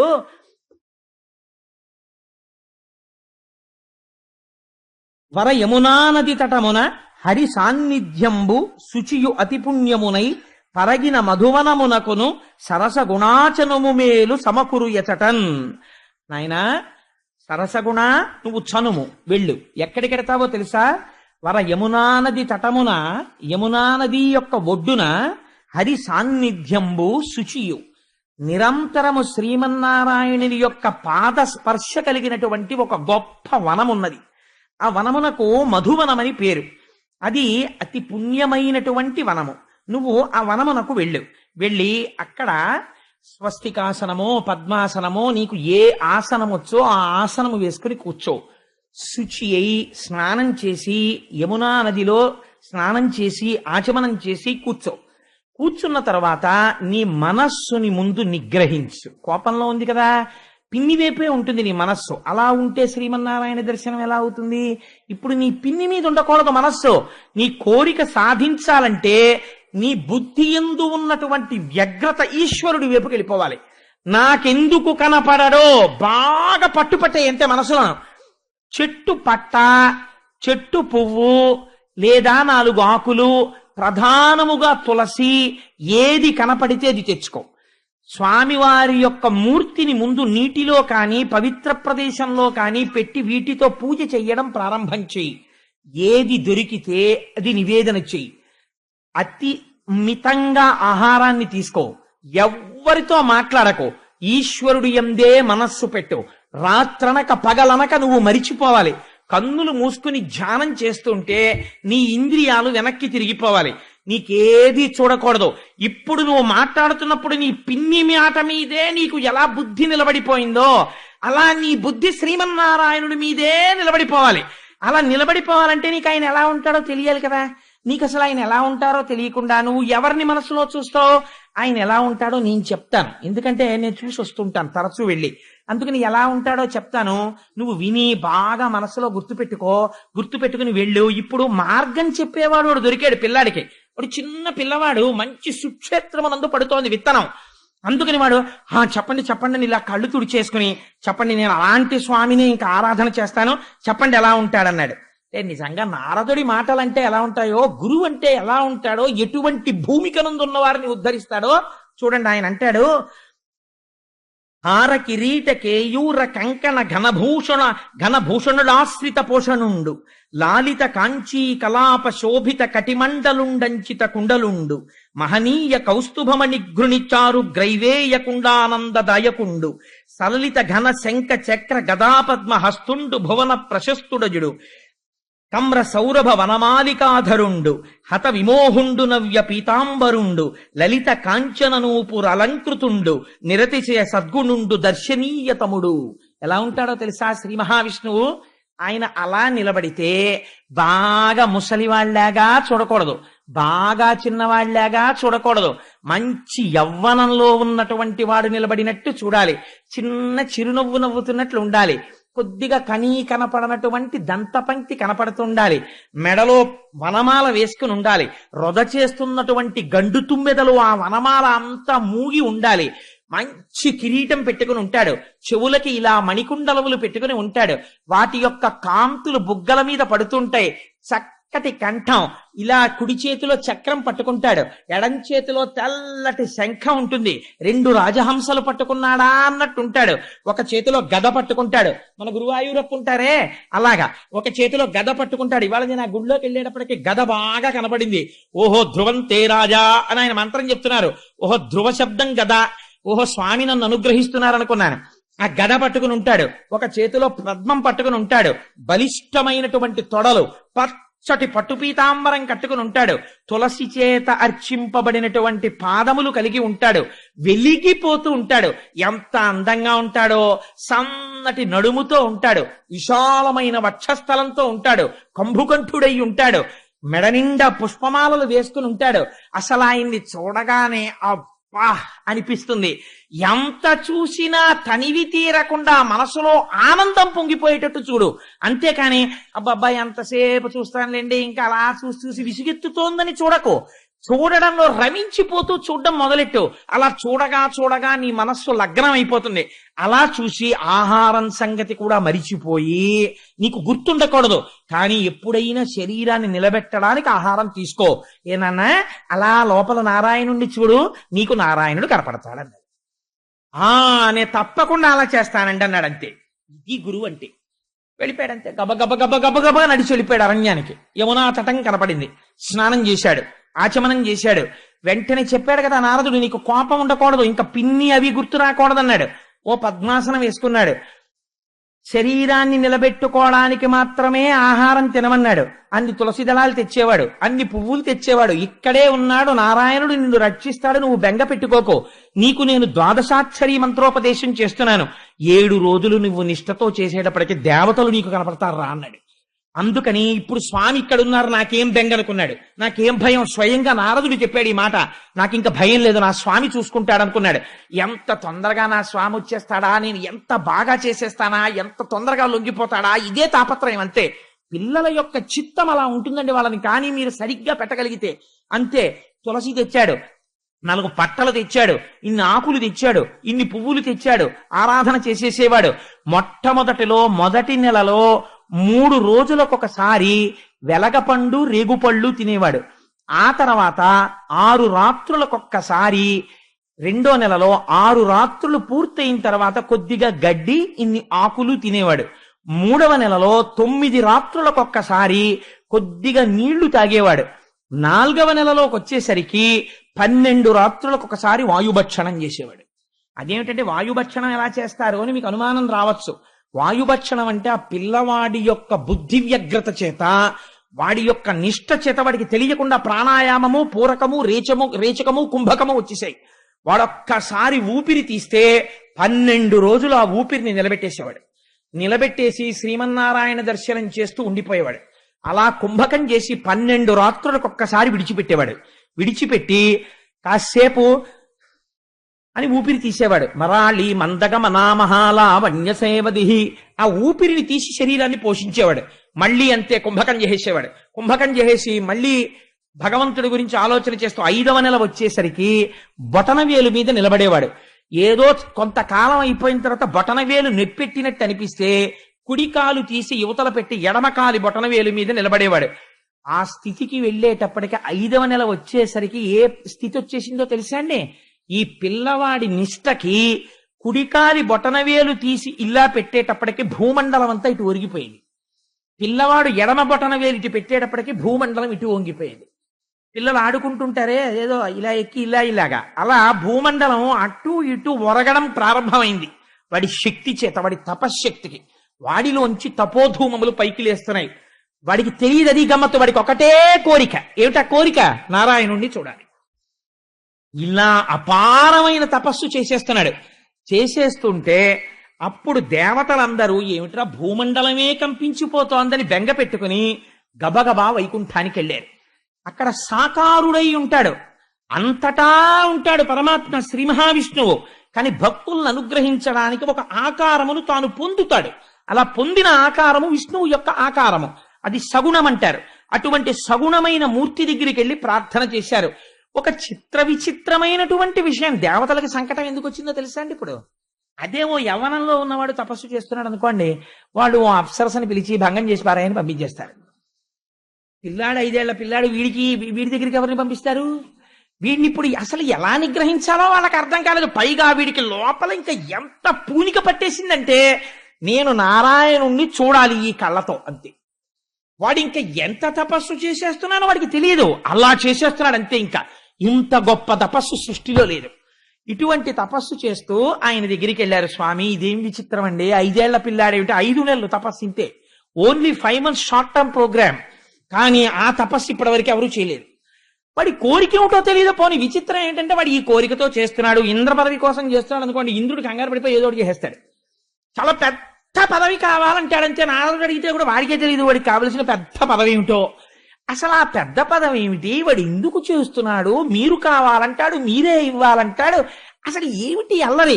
స్వామి మీరు బయలుదేరి ఒక్కసారి వెళ్ళండి స్వామి, ఏమనుకోవద్దు, ఇలా అయిపోతోంది భూమండలం అంతాను అన్నారు. అంటే ఆయన అన్నాడు ఒక నవ్వు నవ్వి, ఎవడు రానా గురించి ఏడ్చి ఇలా తప్పించిన వాడు వాణ్ణి చూడ్డానికి పొంగిపోతూ పెడుతున్నానన్నాడు అని. లక్ష్మీ సహితుడై గరుడ వాహనారూఢుడై ధ్రువుడు తపస్సు చేస్తున్నటువంటి మండలానికి వచ్చాడు. వచ్చి ఒక్కసారి ఆ భూమండలం మీద నిలబడి సాక్షాత్కరించాడు. సాక్షాత్కరించేటప్పటికి పిల్లవాడండి, చిన్నవాడు, ఆయనకి ఏం తెలుసు ధ్రువుడికి. కళ్ళు విప్పి చూశాడు. ఓహ్, ఎదురుగుండా తేజోవిరాజితమైనటువంటి మూర్తి దర్శనమిచ్చాడు. ఎవ్వరికీ దర్శనమివ్వని స్వామి, మాంసనేత్రములకు గోచరము కాని స్వామి ఈ నేత్రములకు ధ్రువుడికి దర్శనమిచ్చాడు. ఇస్తే విచిత్రం ఏంటంటే వీడికి నారాయణ అని పిలవడం కానీ ఆ తర్వాత స్తోత్రం చేయడం కానీ రాదు. ఎందుకంటే వాడు ఏమైనా చదువుకుంటే కదా, వాడికి గురుముఖత విద్య లేదు, వాడు పురాణం చదవలేదు, వాడు ఉపనిషత్తు చదవలేదు, వాడి కోరిక ఏమిటో వాడికి తెలియదు. వాడు వచ్చి తపస్సు చేశాడు. ఇప్పుడు స్వామి వచ్చిన తరువాత కనీసం స్వామి మీ అంతటి మహాపురుషులు వచ్చి దర్శనమిచ్చారు అని ఏదో అనాలి కదా, ఒక స్వాగత వాక్యం. వీడు నేను కోరుకున్న స్వామి కనపడ్డారని జుర్రేస్తున్నాడు కళ్ళతోటి. అంతే, ఆపాదమస్తక నారదుడు ఎలా చెప్పాడో అలాగే ఉన్నాడు. కాదు దానికి 1,000,000 రెట్లున్నాడు. నోటితో చెప్పడం కుదరదనమాట అని జుర్రుకుని ఆనందంలో తాగేస్తూ ఇలా పైనుంచి కిందకి, కింద నుంచి పైకి, పైనుంచి కిందకి చూస్తూ అలాగే కూర్చుని ఉండిపోయాడు. ఉండిపోతే స్వామి చరిత్రలో లేని సంఘటన చూసి, వీడు ఇలాగే కూర్చుంటాడు, వీడికి కనీసం స్తోత్రం చెయ్యడం నేనే నేర్పుదాం, లేకపోతే రేపు పొద్దున్న దర్శనమిస్తే వాడు పద్యం కూడా చెప్పలేదంటారు.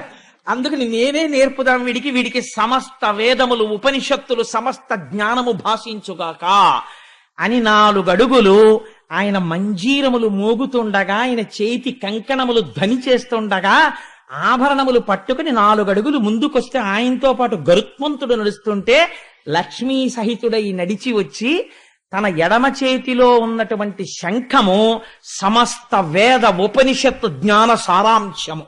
ఆ శంఖమును తీసి ధ్రువుడి యొక్క శిరస్సు మీద ఉంచాడు తన చేత్తో. ఎటువంటి భాగ్యాన్ని పొందాడండి నిజంగా.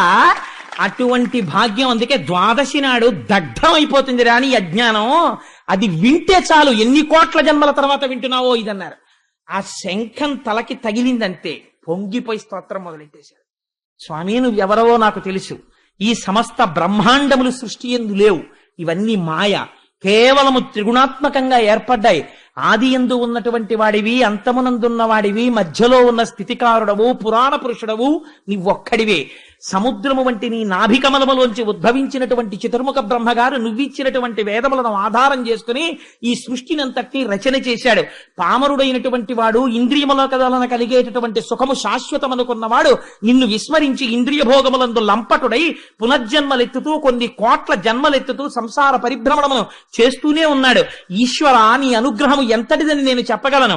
కేవలము నిన్ను చూడాలని ఆర్తి చేత, ఏమీ చేత కానటువంటి నేను నీ నామమును ఉచ్చరిస్తూ ఇక్కడ కూర్చుండిపోయినంత మాత్రం చేత దయాళువు అయి నాకు దర్శనమిచ్చావు. స్వామి నువ్వు కనపడ్డావు కాబట్టి నేను ఒకటి అడుగుతున్నాను, జన్మ జన్మాంతరములకు నాకు కావలసినది ఏమిటో తెలుసా అని ఆయన అంటాడు.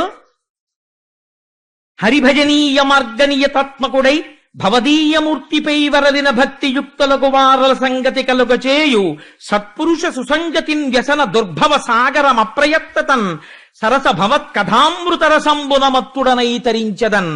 స్వామి సర్వకాలములయందు నీ కథలే తలుచుకుంటూ, నిన్నే చూస్తూ, నీ గురించే మాట్లాడుతూ, ఎప్పుడు వెళ్ళి పలకరించినా ఆ మాటలు మళ్ళీ ఈశ్వరుడిలోకి వెళ్ళిపోయి, ఎప్పుడూ భగవత్ కథలు చెప్పుకుంటూ మనస్సు పొంగిపోతూ, ఎప్పుడూ ఈశ్వరుడు గురించే తలుచుకుంటూ, ఒక్కడు కూర్చున్నా సరే ఏదో తలుచుకుని వాళ్ళో వాడే సంతోషపడిపోయి అటు ఊగిపోయి ఇటు ఊగిపోయి వెర్రినవ్వు నవ్వేసుకుంటుంటే, ఏంటంటే ఆయన అలాగా వెర్రెళ్ళగా అలా ఊగిపోతుంటాడు అంటుంటే, లోపల ఈశ్వరుణ్ణి తలుచుకోవడం వల్ల కలిగినటువంటి ఆనందం లోపల పట్టక, నిండిపోయినటువంటి నీటితో కూడినటువంటి బిందె ఇంకా నీటిని పట్టలేక అంచులవించి కారిపోయినట్టు లోపల భగవంతుని యొక్క గుణములను స్మరించడము చేత కలిగినటువంటి ఆనందము లోన పట్టక కర్మేంద్రియ సంఘాతమైనటువంటి శరీరము అటు ఇటు కదిలిపోతూ ఆనందపడిపోయేటటువంటి మహాపురుషులైనటువంటి భక్తులతోటి నాకు సాంగత్యమి. వారితో కలిసి ఉండడం చేత ఆ మాటలు విని విని విని నా మనస్సు కూడా నీ యొక్క పాదార విందముల యందు శాశ్వత స్థానమును పొందుతుంది. స్వామి నాకు కావలసినది ఏమిటో తెలుసా? నిరతము తావకీన భజనీయ పదాబ్జ సుగంధ లబ్ధి ఎవ్వరి మది నొందగా కలుగు వారలు తత్ప్రియ మర్చదేహమున్నరయ తదీయ దార తనయాది సుహృద్గృహ బంధు వర్గమున్మరతురు విశ్వతోముఖ రమాహృదయేశ ముకుంద మాధవ. ఎన్ని మాటలు వచ్చేసాయో చూడండి. ఆ శంఖం తగలగానే ఆయన అంటున్నాడు, సంసారములో లేరా అంటే సంసారములో ఉంటారు, సంసారము వదిలేశారా అంటే వదిలేసినట్టు కనపడదు. సంసారములో ఉంటారు, భార్య గుర్తుండదు, పిల్లలు గుర్తుండరు, ఎప్పుడు మనస్సంతా దేని మీద రమిస్తుంటుంది? ఈశ్వరుడి మీద రమిస్తూ ఉంటుంది. అలా ఎప్పుడు రమించిపోతూ ఆఖరికి దేహం పడిపోతున్నప్పుడు కూడా ఈ శరీరం పడిపోతోందనేటటువంటి మృత్యుభయాన్ని పొందకుండా ఆఖరి శ్వాసలో కూడా నిన్నే తలుచుకుంటూ పొంగిపోయే లక్షణం ఉన్నటువంటి మహాభాగవతులు నిన్నే పొందుతున్నారు స్వామి, నీలో ఐక్యమైపోతున్నారు. అటువంటి వారితోటి నాకు సాంగత్యం ఇప్పించు తండ్రి అని అడిగాడు. అడిగితే స్వామి చూసన్నారు, ఊరే నువ్వు చాలా గొప్ప స్తోత్రం చేశావురా, మహావైరాగ్యం ఉన్న వాళ్ళు ఇటువంటి స్తోత్రం చేయరు. నీ స్తోత్రం నన్ను చాలా ఆనందపరిచింది, కానీ నీకేం కావాలి అని నేను అడగాలి. ఇప్పుడు అడిగితే నువ్వేం చెయ్యాలి? అయ్యా స్వామి నాకు ఇది కావాలండి అని అడగాలి. దీన్ని స్వామి దర్శనం ఇవ్వడం, భక్తుడు వరం అడగడం, స్వామి వరాన్ని ఇవ్వడం అంటారు. నీకు నారదుడు చెప్పాడు కదా, నేను ఏదైనా ఇవ్వగలను అని మీ అమ్మ చెప్పింది కదా, అందుకే కదా నువ్వు తపస్సు చేశావు. నువ్వు బయలుదేరేటప్పుడు ఏమని బయలుదేరావు? నాకు పెద్ద పదవి కావాలని బయలుదేరావు.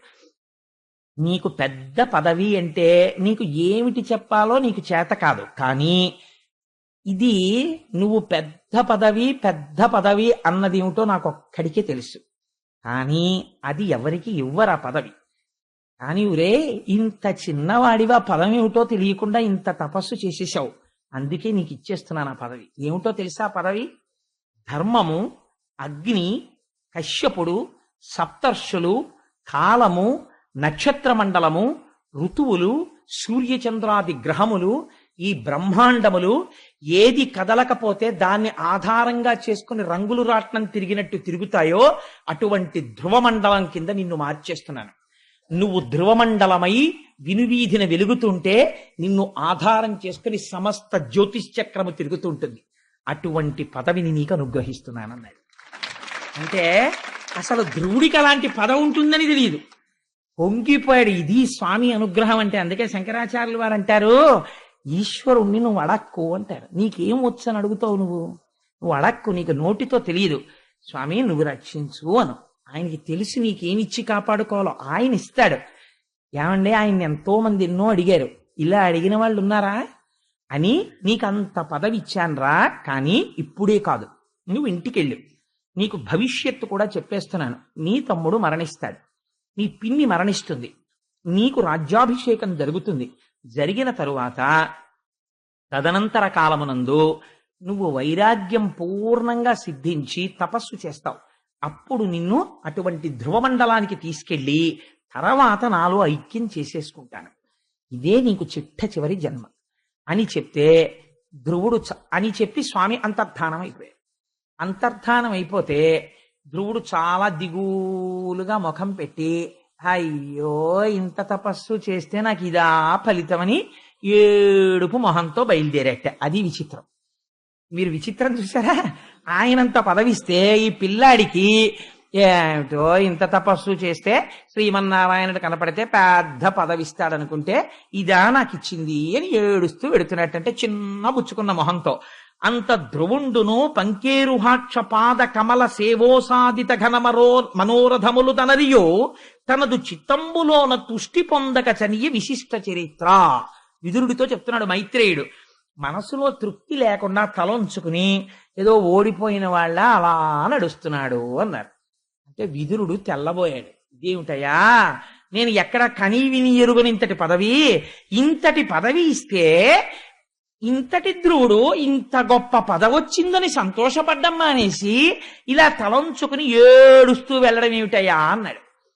అంటే మైత్రేయుడు అన్నాడు, అనగా పినతల్లి తన్ను పల్కిన దురుక్తి బాణ విద్ధాత్ముడగుచు తద్భాషణములు చిత్తమున తల్చుచుండుటను చేసి ముక్తి కొరమికినత్మలో వగగుందుచుండే.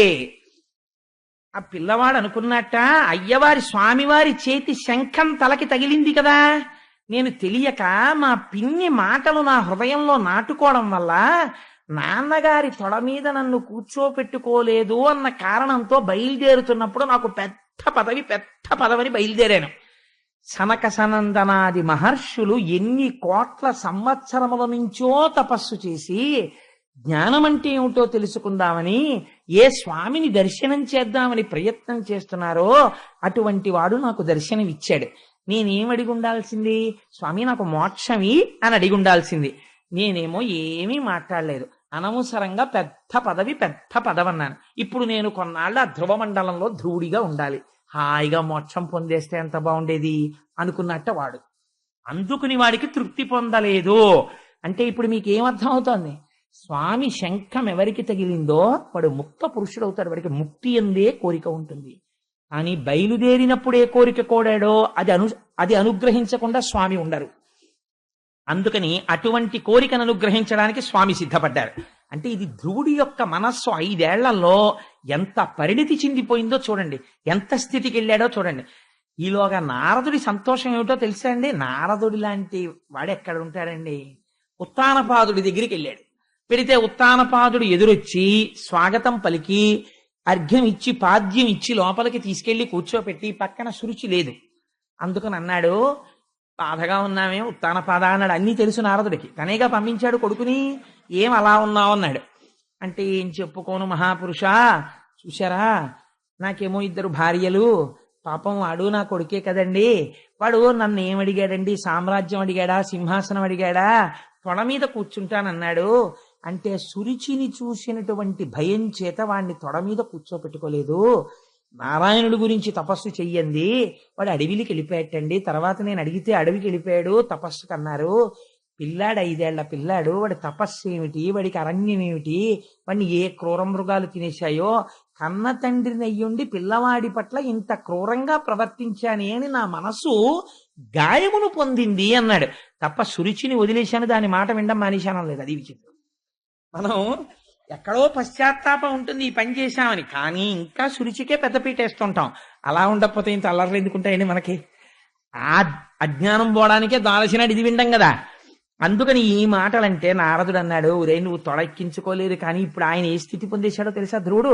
ముందు శుభవార్త చెప్పేమంటే అంత ఇష్టం అనండి నారదుడికి, తన ప్రమేయం లేకుండా జరిగిపోతుందేమో అని పరిగెత్తేస్తుంటాడు. చూడండి, అది అందరికీ ఉండే హృదయం కాదండి. ఒక్కొక్కరికి పెట్టడం అంటే ఎంత ఇష్టం, తొందర పడిపోయి పెట్టేస్తారు. ఒక్కొక్కరికి సేవ చేయడం అంటే ఎంత ఇష్టం. మా అనురాధక్క చూడండి, ఎక్కడైనా సేవ చేయమంటే ఎంత ఇష్టం. మా ముత్యాలు సత్యనారాయణ వీళ్ళందరూ. అందుకని కొంతమంది సేవా తత్పరతతో ఉంటారు. అలా ఎంత సంతోషం శుభవార్త చెప్పడం అంటే. అందుకని ఆయన అన్నాడు, నావిని నారదుండు నరనాథునికిట్లను, నీ కుమారుడా దేవ కిరీటి రత్న రుచి దీపిత పాద సరోజుడైన రాజీవ దళాక్ష రక్షితుడశేష జగజ్జన కీర్తనీయ కీర్తి విభవ ప్రశస్త సుచరిత్రుడు, వానికి దుఃఖమేటికి. ఏమయ్యా నువ్వు బాధపడుతున్నావు, కానీ నీ కొడుకు ఏ స్థితిని పొందాడో తెలుసా?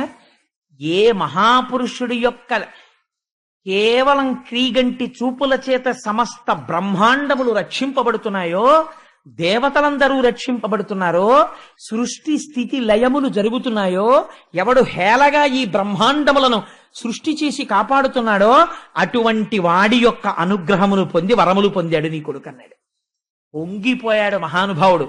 ఈలోగా వచ్చేస్తున్నాడు ధ్రువుడు రాజ్యంలోకని కబురెళ్ళింది. కబురెడితే తండ్రి పొంగిపోయాడు, పెద్ద ఉత్సవం చేశాడు, సునీతిని తీసుకొచ్చాడు, ఏనుగులు పట్టుకున్నాడు, పెరుగు పట్టుకున్నాడు.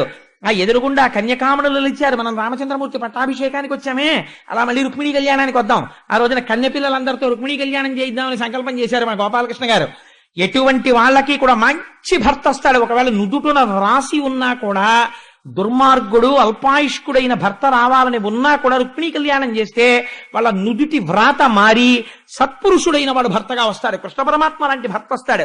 అందుకని భాగవతం జరుగుతోంది కాబట్టి కోటేశ్వరారు రుక్మిణీ కళ్యాణం రోజున ఆడపిల్లలు కన్నె పిల్లలందరినీ కూర్చోబెట్టి రుక్మిణీ కళ్యాణం చేద్దాం, ఎన్ని వేల మంది అయినా సరే చేద్దామండి అన్నారు. అందుకని ఆ రోజున రుక్మిణీ కళ్యాణం చేద్దాం మనందరం చక్కగాను. అందుచేత చూడండి, ఆ ధ్రువుడు వచ్చేస్తుంటే తండ్రి పొంగిపోయాడు. తండ్రి పొంగిపోయి ఎదురెళ్ళాడు. చక్కగా అక్షతలు తల్లుతున్నారు. ఆ కన్యకామణులు వెళ్ళారు, వేదం చదువుతున్నటువంటి బ్రాహ్మణులు వెళ్ళారు, ఏనుగులు వెళ్ళాయి, గుర్రాలు వెళ్ళాయి. ఆ పిల్లవాడికి ఎదురెళ్ళాడు. ఎదురెళ్ళి కొడుకు వెళ్ళిపోయాడు బతకడేమో అన్న కొడుకు బతికి బట్ట కట్టాడు. తండ్రి ప్రేమ అంటే ఎలా ఉంటుందో, ఏ స్థాయిలో మాట్లాడాలో అలా మాట్లాడతారండి వ్యాసుల వారు. తన కొడుకు వరాలు పొందొచ్చాడని కాదు ఇప్పుడు ఉత్తానపాదుడి సంతోషం, తన కొడుకు బతికొచ్చాడంతే. తండ్రి ప్రేమ అంటే అలా ఉంటుంది. చూడండి, బిగియ కౌగిట చేర్చి మొగముని విరి. నిజంగానే చాలా కాలం తర్వాత ఏ 3 నెలలకో 4 నెలలకో కొడుకు కనపడ్డాడు అనుకోండి, తండ్రి బయటికి వచ్చి ఇలా షేక్ హ్యాండ్ ఇచ్చి ఎరా బాగున్నావా అని అడగలేడు. ఒక వెర్రి కోరిక మనసులో వస్తుంది. ఏంటంటే ఓసారి గట్టిగా కొడుకుని కౌగిలించుకోవాలనిపిస్తుంది. గట్టిగా కౌగిలించుకున్న తర్వాత వాడి గడ్డం పట్టుకుని, ఓసారి వాడి బుగ్గలు పట్టుకుని ఊపి, వాడి తల వంచి, వాడి మూర్ధన్య స్థానమునందు ముద్దు పెట్టుకున్న తర్వాత, వాడికి సంస్కారం ఉంటే వంగి నాన్నగారి కాళ్ళకి నమస్కారం చేస్తే ఆయుష్మాన్ భవ అన్న తర్వాత తండ్రికి కడుపులో ఉబలాటం తీరుతుంది. అమ్మయ్య నా కొడుకుని నేను పూర్తిగా దర్శనం చేశానని. అది అసలు తండ్రి కొడుకులు కలుసుకోవలసిన విధానం. సరే, అందుచేత ఆయన అంటాడు, ఆ బిగియ కౌగిట చేర్చి మొగముని విరి. పాపం ఆ ఉత్తానపాదుడు కొడుకుని చూడగానే గట్టిగా కౌగిలించేసుకుని వాడి బుగ్గల్ని విరేసి శిరము మూర్ఖుని చిబుకంబు చేతపునికి వాడి తల వంచి వాడి మూర్ధన్య స్థానంలో ముద్దు పెట్టుకుని వాడి గడ్డాలు ఇలా ఇలా నిమిరి అవ్యయానంద బాష్పధారాభిషిక్తు. వెర్రి ఆనందం కొడుకు వచ్చేసాడని నోట మాట రాక కొడుక్కి క్షమార్పణ చెప్పకూడదు. నాన్న నిన్న ఆ రోజున తొడెక్కించుకోలేదు ఏమనుకోలే, సారీ నాన్న అనకూడదు. లేకపోతే నువ్వు ఇంత గొప్పవాడి అయిపోయావు అనకూడదు, పొగడకూడదు. ఎంత ధర్మం పాటించాడో చూడండి. తెలియక కాదు, సురుచికి లొంగడం వల్ల ఇది ఇన్నాళ్ళు పైకి రాలేదు. ఇప్పుడు ఆనందంతో కన్నుల వెంట నీరు కారిపోతుంటే నేనన్న ఒక్క మాటకి అంత స్థితిని పొందావా నాన్న, నువ్వురా కొడుకు అంటే నన్ను ఉద్ధరించావు అని కౌగిలించుకుంటే కన్నుల వెంట కారిపోతున్నటువంటి బాష్పధారల చేత కొడుకు తల తడిసిపోయిందిట. అలా చేసి ఆశీర్వదింప ఆ చిరయశుండు. అలా కౌగిలించుకుంటే ఆ కౌగిటిలోంచి జారిపోయి తండ్రి పాదముల మీద పడి శిరస్సు తాటించి నమస్కరించేట ధ్రువుడు. చిరాయుర్దాయం కలుగుతుందిరా, ఆయుష్మాన్ భవ అని ఆశీర్వచనం చేసి ఎత్తి కౌగిలించుకుని, ఇదండి మర్యాద అంటే. ఒక తండ్రి కొడుకులు మన సమాజంలో ఎలా ఉండేవారో, అంతేగాని అమ్మ దగ్గరికి వెళ్ళి అమ్మ ఈయన్ని ఎలా భరిస్తున్నావు మాను విన్నాళ్ళ నుంచి అని వెర్రి జోకులు తండ్రి మీద వేసేటటువంటి దుష్ట సంస్కారం అసలు ఈ జాతికి తెలియదు. ఏ దౌర్భాగ్యుడైన రచయిత రాశాడో, ఎవడు నాశనం చేశాడో ఈ దేశాన్ని నాకు అర్థం కాదు. కానీ అసలు ఆ సంస్కారమే ఈ దేశానికి లేదు. ఇది మన సంప్రదాయం, ఇది మన గౌరవం. తండ్రి కొడుకులు మాట్లాడుకుంటే అలా మాట్లాడుకుంటారు, తల్లి కూతురు మాట్లాడుకుంటే అలా మాట్లాడుకుంటారు. అంత వైభవోపేతంగా ఉంటుంది. ఒక అత్త కోడలు మాట్లాడుకుంటే అలా మాట్లాడుకుంటారు. అది స్థితి అంటే. సరే, అందుచేత మళ్ళీ నేను అటుపోతుంటాను ఇటో ఉండుండి అని సంతోషపడిపోయి ఆ కొడుకుని చూసి నోట మాట రాక అనగా, నీ వలన ఎంత వైభవాన్ని పొందాన్రా అని సంతోషపడి లోపలికి తీసుకెళ్ళాడు. తీసుకెళ్లిన తర్వాత ఇక్కడ వ్యాసుల వారు సంక్షిప్తం చేశారు. ఈ పిల్లవాడికి ఆ రాజ్యములో ఉన్న వాళ్ళందరూ కూడా పట్టాభిషేకం చెయ్యమని అడిగారు. ఉత్తముడు కూడా అంగీకరించాడు. చిత్రం ఏమిటంటే, సునీతి సురుచి ఇద్దరు వచ్చారు ఎదురు. వస్తే సునీతికి సురుచికి ఇద్దరికీ కూడా శిరస్సు వంచి నమస్కరించాడు ధ్రువుడు. ఇద్దరూ ఆశీర్వచనం చేశారు. ఏనుగు మీద పక్కన తమ్ముడు కూడా కూర్చోవాలని పట్టుపట్టి ఉత్తముణ్ణి కూర్చోబెట్టుకుని అంతఃపురంలోకి వెళ్ళాడు. ఉత్తముడు సంతోషించాడు. ఈయనకి పట్టాభిషేకం చేయమని ప్రజలందరూ అడిగారు. ధ్రువుడికి పట్టాభిషేకం చేశాడు. చేసిన తరువాత ఒక గమ్మత్తు జరిగింది. మీరు ఇది బాగా జ్ఞాపకం పెట్టుకోవాలి జీవితంలో. చిన్నపిల్లలు కదా, వాళ్ళకేం తెలియదు కదా అనో, భాగవతులు కదా, మారు మాట్లాడరు కదా, తెగబడి దెబ్బలాడరు కదా అనో, భాగవతుల మనస్సుని మీరు బాగా కష్టపెట్టారనుకోండి, వాడు లోపల పొందినటువంటి పరితాపము వలన కన్నుల వెంట నీరు కారిందనుకోండి, అది కట్టి కుడిపెయ్యవలసిందే. దాని ఫలితం అది ఇచ్చేస్తుంది. సురుచి యొక్క కుమారుడైనటువంటి ఉత్తముడు ఉత్తర దిక్కునున్న హిమాలయ పర్వతాల మీదకి వెళ్ళాడు. అందులో ఉత్తముడు ప్రాణములు కోల్పోయాడు. కొడుకు మరణించాడన్న వార్త విన్నటువంటి సురుచి అరణ్యములో ప్రయాణిస్తోంది. కార్చిచ్చు పుట్టి అందులో కాలిపోయి సురుచి మరణించింది. మరణిస్తే ఒక ఆశ్చర్యకరమైనటువంటి సంఘటన జరిగింది. చేసిన పాపం కట్టి కుడపక మానదు. కాబట్టి అన్నిటికన్నా జాగ్రత్తగా ఉండవలసింది దేని విషయంలోనో తెలుసా అండి? నోటి విషయంలో. ఉంది కదా అని ఎవరితో పడితే వాళ్ళతో అలా మాట్లాడకూడదు. భగవంతుణ్ణి నమ్ముకున్న భాగవతులు ఉంటారు, వాళ్ళతో చాలా జాగ్రత్తగా ఉండాలి. మీ ఇంట్లో ఫీజు అయితే మీరు చేత్తో తీసివేస్తారు. అదే ట్రాన్స్ఫార్మర్ మీద ఫ్యూజ్ పోతే మీరు ముట్టుకుని చేత్తో వేస్తారా? మీరు ముట్టుకోకూడదు. భగవంతుణ్ణి నమ్ముకున్నటువంటి భాగవతులతో ప్రవర్తించేటప్పుడు దాని యందు నిగ్రహం ఉండాలి, గౌరవం ఉండాలి, జాగ్రత్తతో ప్రవర్తించాలి. ఎందుకంటే వారి మనస్సు సంతోషించింది అనుకోండి, ఈశ్వరానుగ్రహం కలుగుతుంది. వారి మనస్సు ఖేదపడింది అనుకోండి, ఈశ్వరుడి ఆగ్రహం కలుగుతుంది. అందుకని భాగవతులతో జాగ్రత్తగా ప్రవర్తించకపోతే ఎంత ప్రమాదం వస్తుందో కూడా ధ్రువోపాఖ్యానం చెప్పేసింది మనకి. తదనంతర కాలమునందు వివాహం జరిగింది ధ్రువుడికి. ఆ వివాహం జరిగినప్పుడు శిశుమారుడు అనబడేటటువంటి ఒక ప్రజాపతి అంటే చాలా పెద్ద పోస్ట్ అది. ఆ ప్రజాపతికి ఒక కుమార్తె, ఆ కుమార్తె పేరు భ్రమి. ఆ భ్రమి అనబడేటటువంటి కుమార్తెని ధ్రువుడు వివాహం చేసుకున్నాడు. ఆ భ్రమి అనబడేటటువంటి భార్య యందు ఇద్దరు కుమారులు పుట్టారు. ఒకడి పేరు వత్సర, ఒకడి పేరు కల్ప అని ఇద్దరు కుమారులు పుట్టారు. ఆ తర్వాత వాయుదేవుడి యొక్క కుమార్తె అయినటువంటి ఇలా అనబడేటటువంటి ఒక పిల్లని పెళ్లి చేసుకున్నాడు. ఆ పిల్ల యందు ఉత్కళ అనబడేటటువంటి కుమారుడు జన్మించాడు. వీరొక కుమార్తె కూడా జన్మించింది. ఇవన్నీ ఏమిటో తెలుసా అండి? ఆయన పొందబోయే పదవి యొక్క అర్హతలు. మీకు ఆయన ధ్రువపదమై ఉంటాడు, ఆయన కదలకుండా. అన్ని కదులుతుంటాయి. ఇలా కదిపేదేది? సృష్టి ఉండాలంటే వాయువు ఉండాలి. అందుకని వాయువు కూతుర్ని వివాహం చేసుకున్నాడు. ప్రజాపతి అయినటువంటి శిశుమారుడు యొక్క పిల్లని పెళ్లి చేసుకున్నాడు. ఆ పిల్లని పేరేమిటి? భ్రమి. భ్రమి అంటే కదలడం. ఏమిటి కదులుతోంది? జ్యోతిష్ చక్రమనందు సూర్యమాన చాంద్రమానముల చేత తిథులు నక్షత్రములు అన్నింటితోటి బ్రహ్మాండములు కాలమునందు కదులుతుంటాయి. కదులుతున్న కాలమునకు కదలని తాను ఆధారభూతుడై ఉంటారు, తనకు ప్రదక్షిణంగా తిరుగుతూ ఉంటారు. ఇటువంటి దానికి భ్రమి భార్య. ఈ కాలమునకు హద్దు ఏమిటి? వత్సర. వత్సర అంటే మనం ఒక సంవత్సరాన్ని ముందు ప్రమాణంగా చెప్తాం. ఏదో పార్థివనామ సంవత్సరే ఉత్తరాయణే మాఘమాసే శుక్లపక్షే ద్వాదశిన్యాం వాసరః అని కదా సంకల్పం చెప్తాం. అందుకని వత్సరము ఒక హద్దు. యుగాంతం అయిపోయిన తర్వాత హద్దేది? కల్పము. శ్వేతవరాహ కల్పే అలా చెప్తాం. అందుకని కల్పం ఒక హద్దు, వత్సరము ఒక హద్దు. ఈ రెండు హద్దులు తనకి బిడ్డలై వచ్చారు. ఇప్పుడు అంటే ఇప్పుడు తను పొందపోయేటటువంటి పదవిని ఆవిష్కరిస్తున్నారు. ఉత్తముణ్ణి ఒక యక్షుడు సంహరించాడని తెలుసుకున్నాడు. తెలుసుకుని ఆగ్రహించాడు. ఇది చాలా జాగ్రత్తగా వినాలి. ధ్రువోపాఖ్యానంలో ఈ మలుపుని. కోపం వచ్చింది. నా తమ్ముణ్ణి యక్షులు సంహరిస్తారా అని యుద్ధానికి బయలుదేరాడు. ధ్రువుడి రథానికి ఒక గమ్మత్తుంది. రంగురంగుల రథం ఎక్కుతాడు. రథం ఎక్కి హిమాలయ పర్వత ప్రాంతానికి వెళ్లి కుబేరుడి యొక్క సైన్యం, యక్షులంటే ఆయన దిక్పాలకుడు, ఆ యక్షులతో విశేషమైన యుద్ధాన్ని ప్రారంభం చేశాడు. చిట్ట చివర ఆ యుద్ధంలో కొన్ని వేల మంది యక్షుల్ని చంపేశాడు. చంపేసి నరనారాయణాస్త్రాన్ని ప్రయోగించడానికని మంత్రాన్ని అనుష్ఠానం చేస్తున్నాడు. చేస్తున్న సమయంలో తాతగారైనటువంటి స్వయంభువ మనువు కనబడ్డాడు. కనబడి ఒక మాట చెప్పాడు. ఎంత తపస్సు చేసిన వాడికి ప్రమాదం ఎక్కడ నుంచి ముంచుకొస్తుందో తెలుసా? అర్థము లేని కోపములోంచి ప్రారంభం అవుతుంది. నువ్వంత తపస్సు చేశావు, 5 సంవత్సరముల వయస్సులో తపస్సు చేశావు. నీ కోపాన్ని ఈశ్వరుడి యందు తపస్సుగా మార్చావు, ఈశ్వరానుగ్రహాన్ని పొందావు. ఎవ్వరూ పొందలేనటువంటి ధ్రువ పదవిని పొందావు. ఇంత పొంది ఇన్ని తెలిసి నీ తమ్ముణ్ణి ఒక యక్షుడు సంహరించాడు. జనన మరణములు ఈశ్వర సంకల్పితములుగా జరుగుతాయి, పాపపుణ్య ఫలితములుగా ఈశ్వరుడు అనుగ్రహిస్తాడని మరిచిపోయావు. పొగడకూడదు మనవణ్ణి.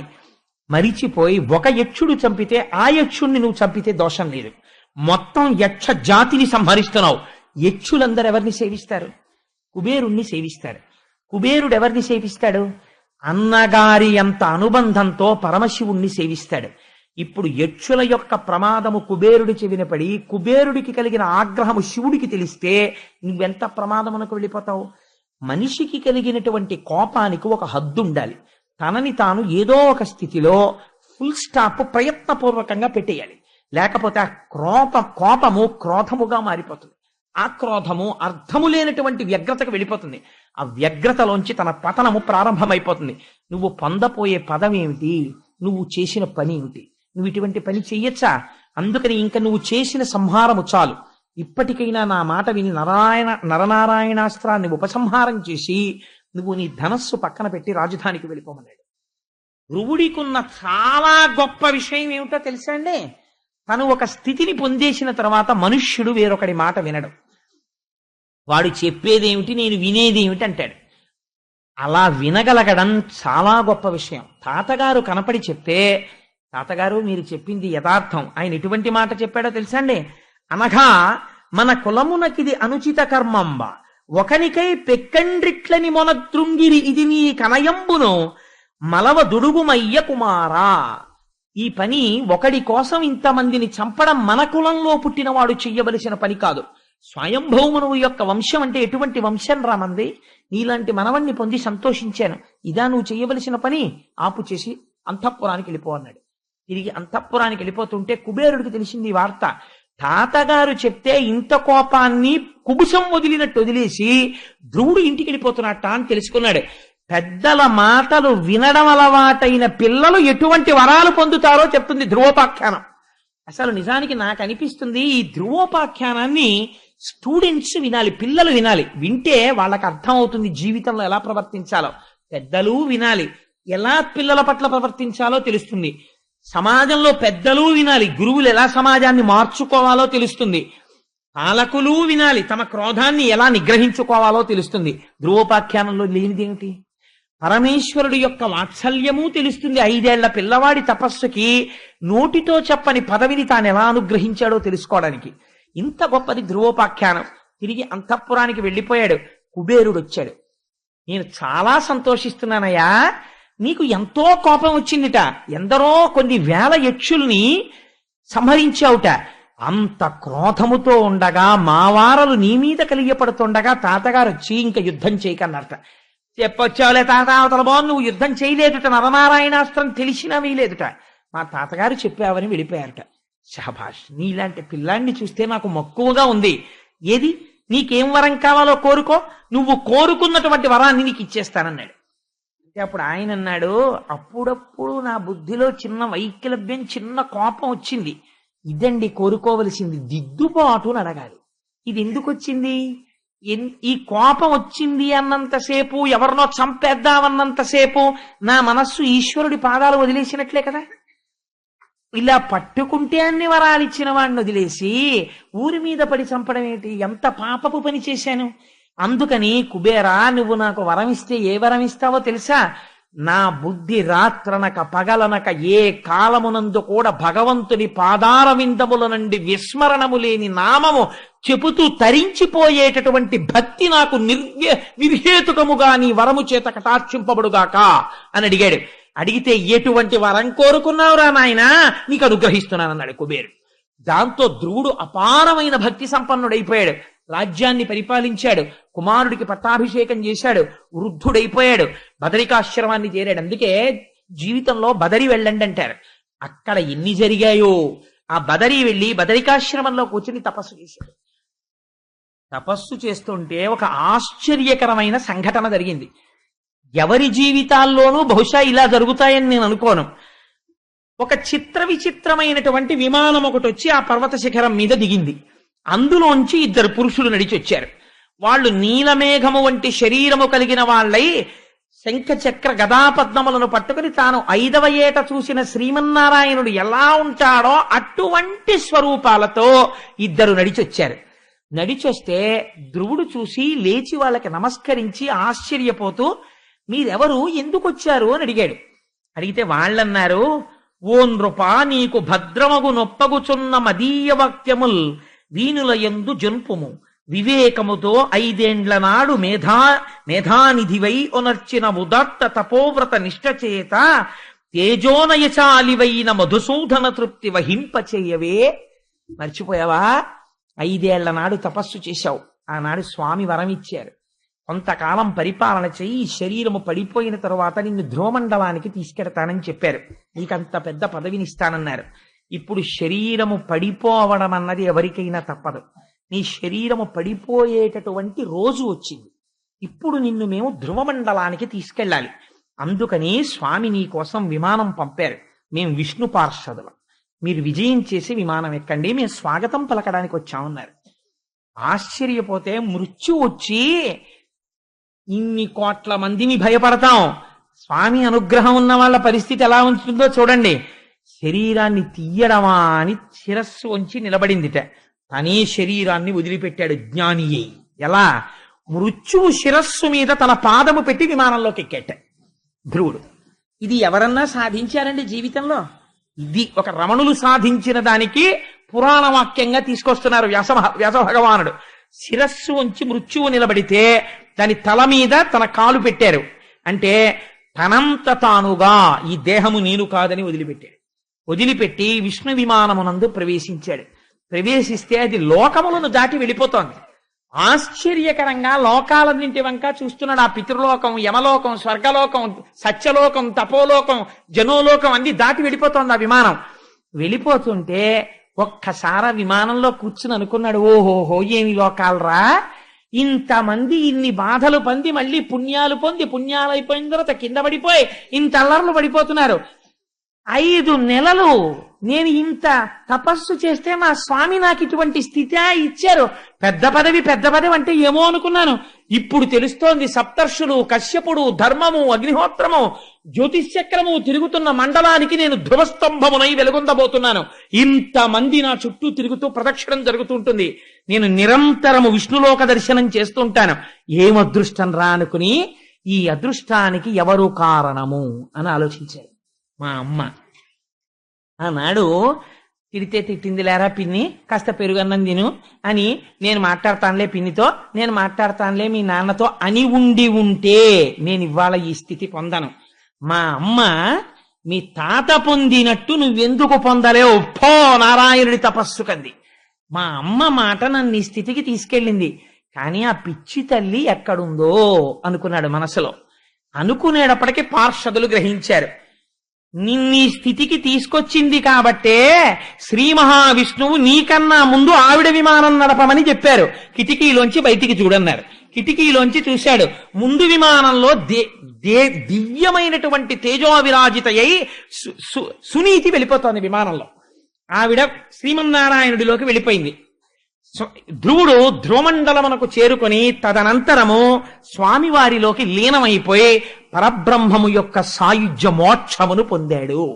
ఇంతటి అద్భుతమైనటువంటి ఈ ధ్రువోపాఖ్యానము పోతన గారు అన్నారు, ఎగ్జాక్ట్ ట్రాన్స్లేషన్ చేస్తూ సంస్కృత్ నుంచి, మహిత సత్పురుష సమ్మతంబును ధన్యంబు సర్గప్రదంబు యశస్కరంబు, ఇన్ని మాటలు వేయరండి ఫలశ్రుతికి, ఎన్ని వేసేశారో చూడండి ధ్రువోపాఖ్యానానికి. యశస్కరంబు ఆయుష్కరంబు పుణ్యప్రదాయకమును మంగళకరంబు అఘమర్షణంబు సౌమనస్యంబు ప్రశంసా యోగ్యము పాప నివారణము ధ్రువపద ప్రాపకంబు. ఎవరు ద్వాదశి నాడు చేతులొగ్గి నమస్కరిస్తూ అనుమానం లేకుండా వింటున్నారో వాళ్ళు కూడా ధ్రువపదాన్ని చేరుతారన్నారు. అటువంటి ధ్రువపద ప్రాపకంబునయ్యొప్పు ఈ వ్యాఖ్యానంబు తగ నీకు నిరింగించితి, దీనినెవ్వడేని తివుట శ్రద్ధాగరిష్ఠుడై తీర్థ పాద చరణ సరసైరుహ ద్వయాశ్రయుండునుగుచు భవ్య చరిత దినాంత ప్రభాత వేళలను.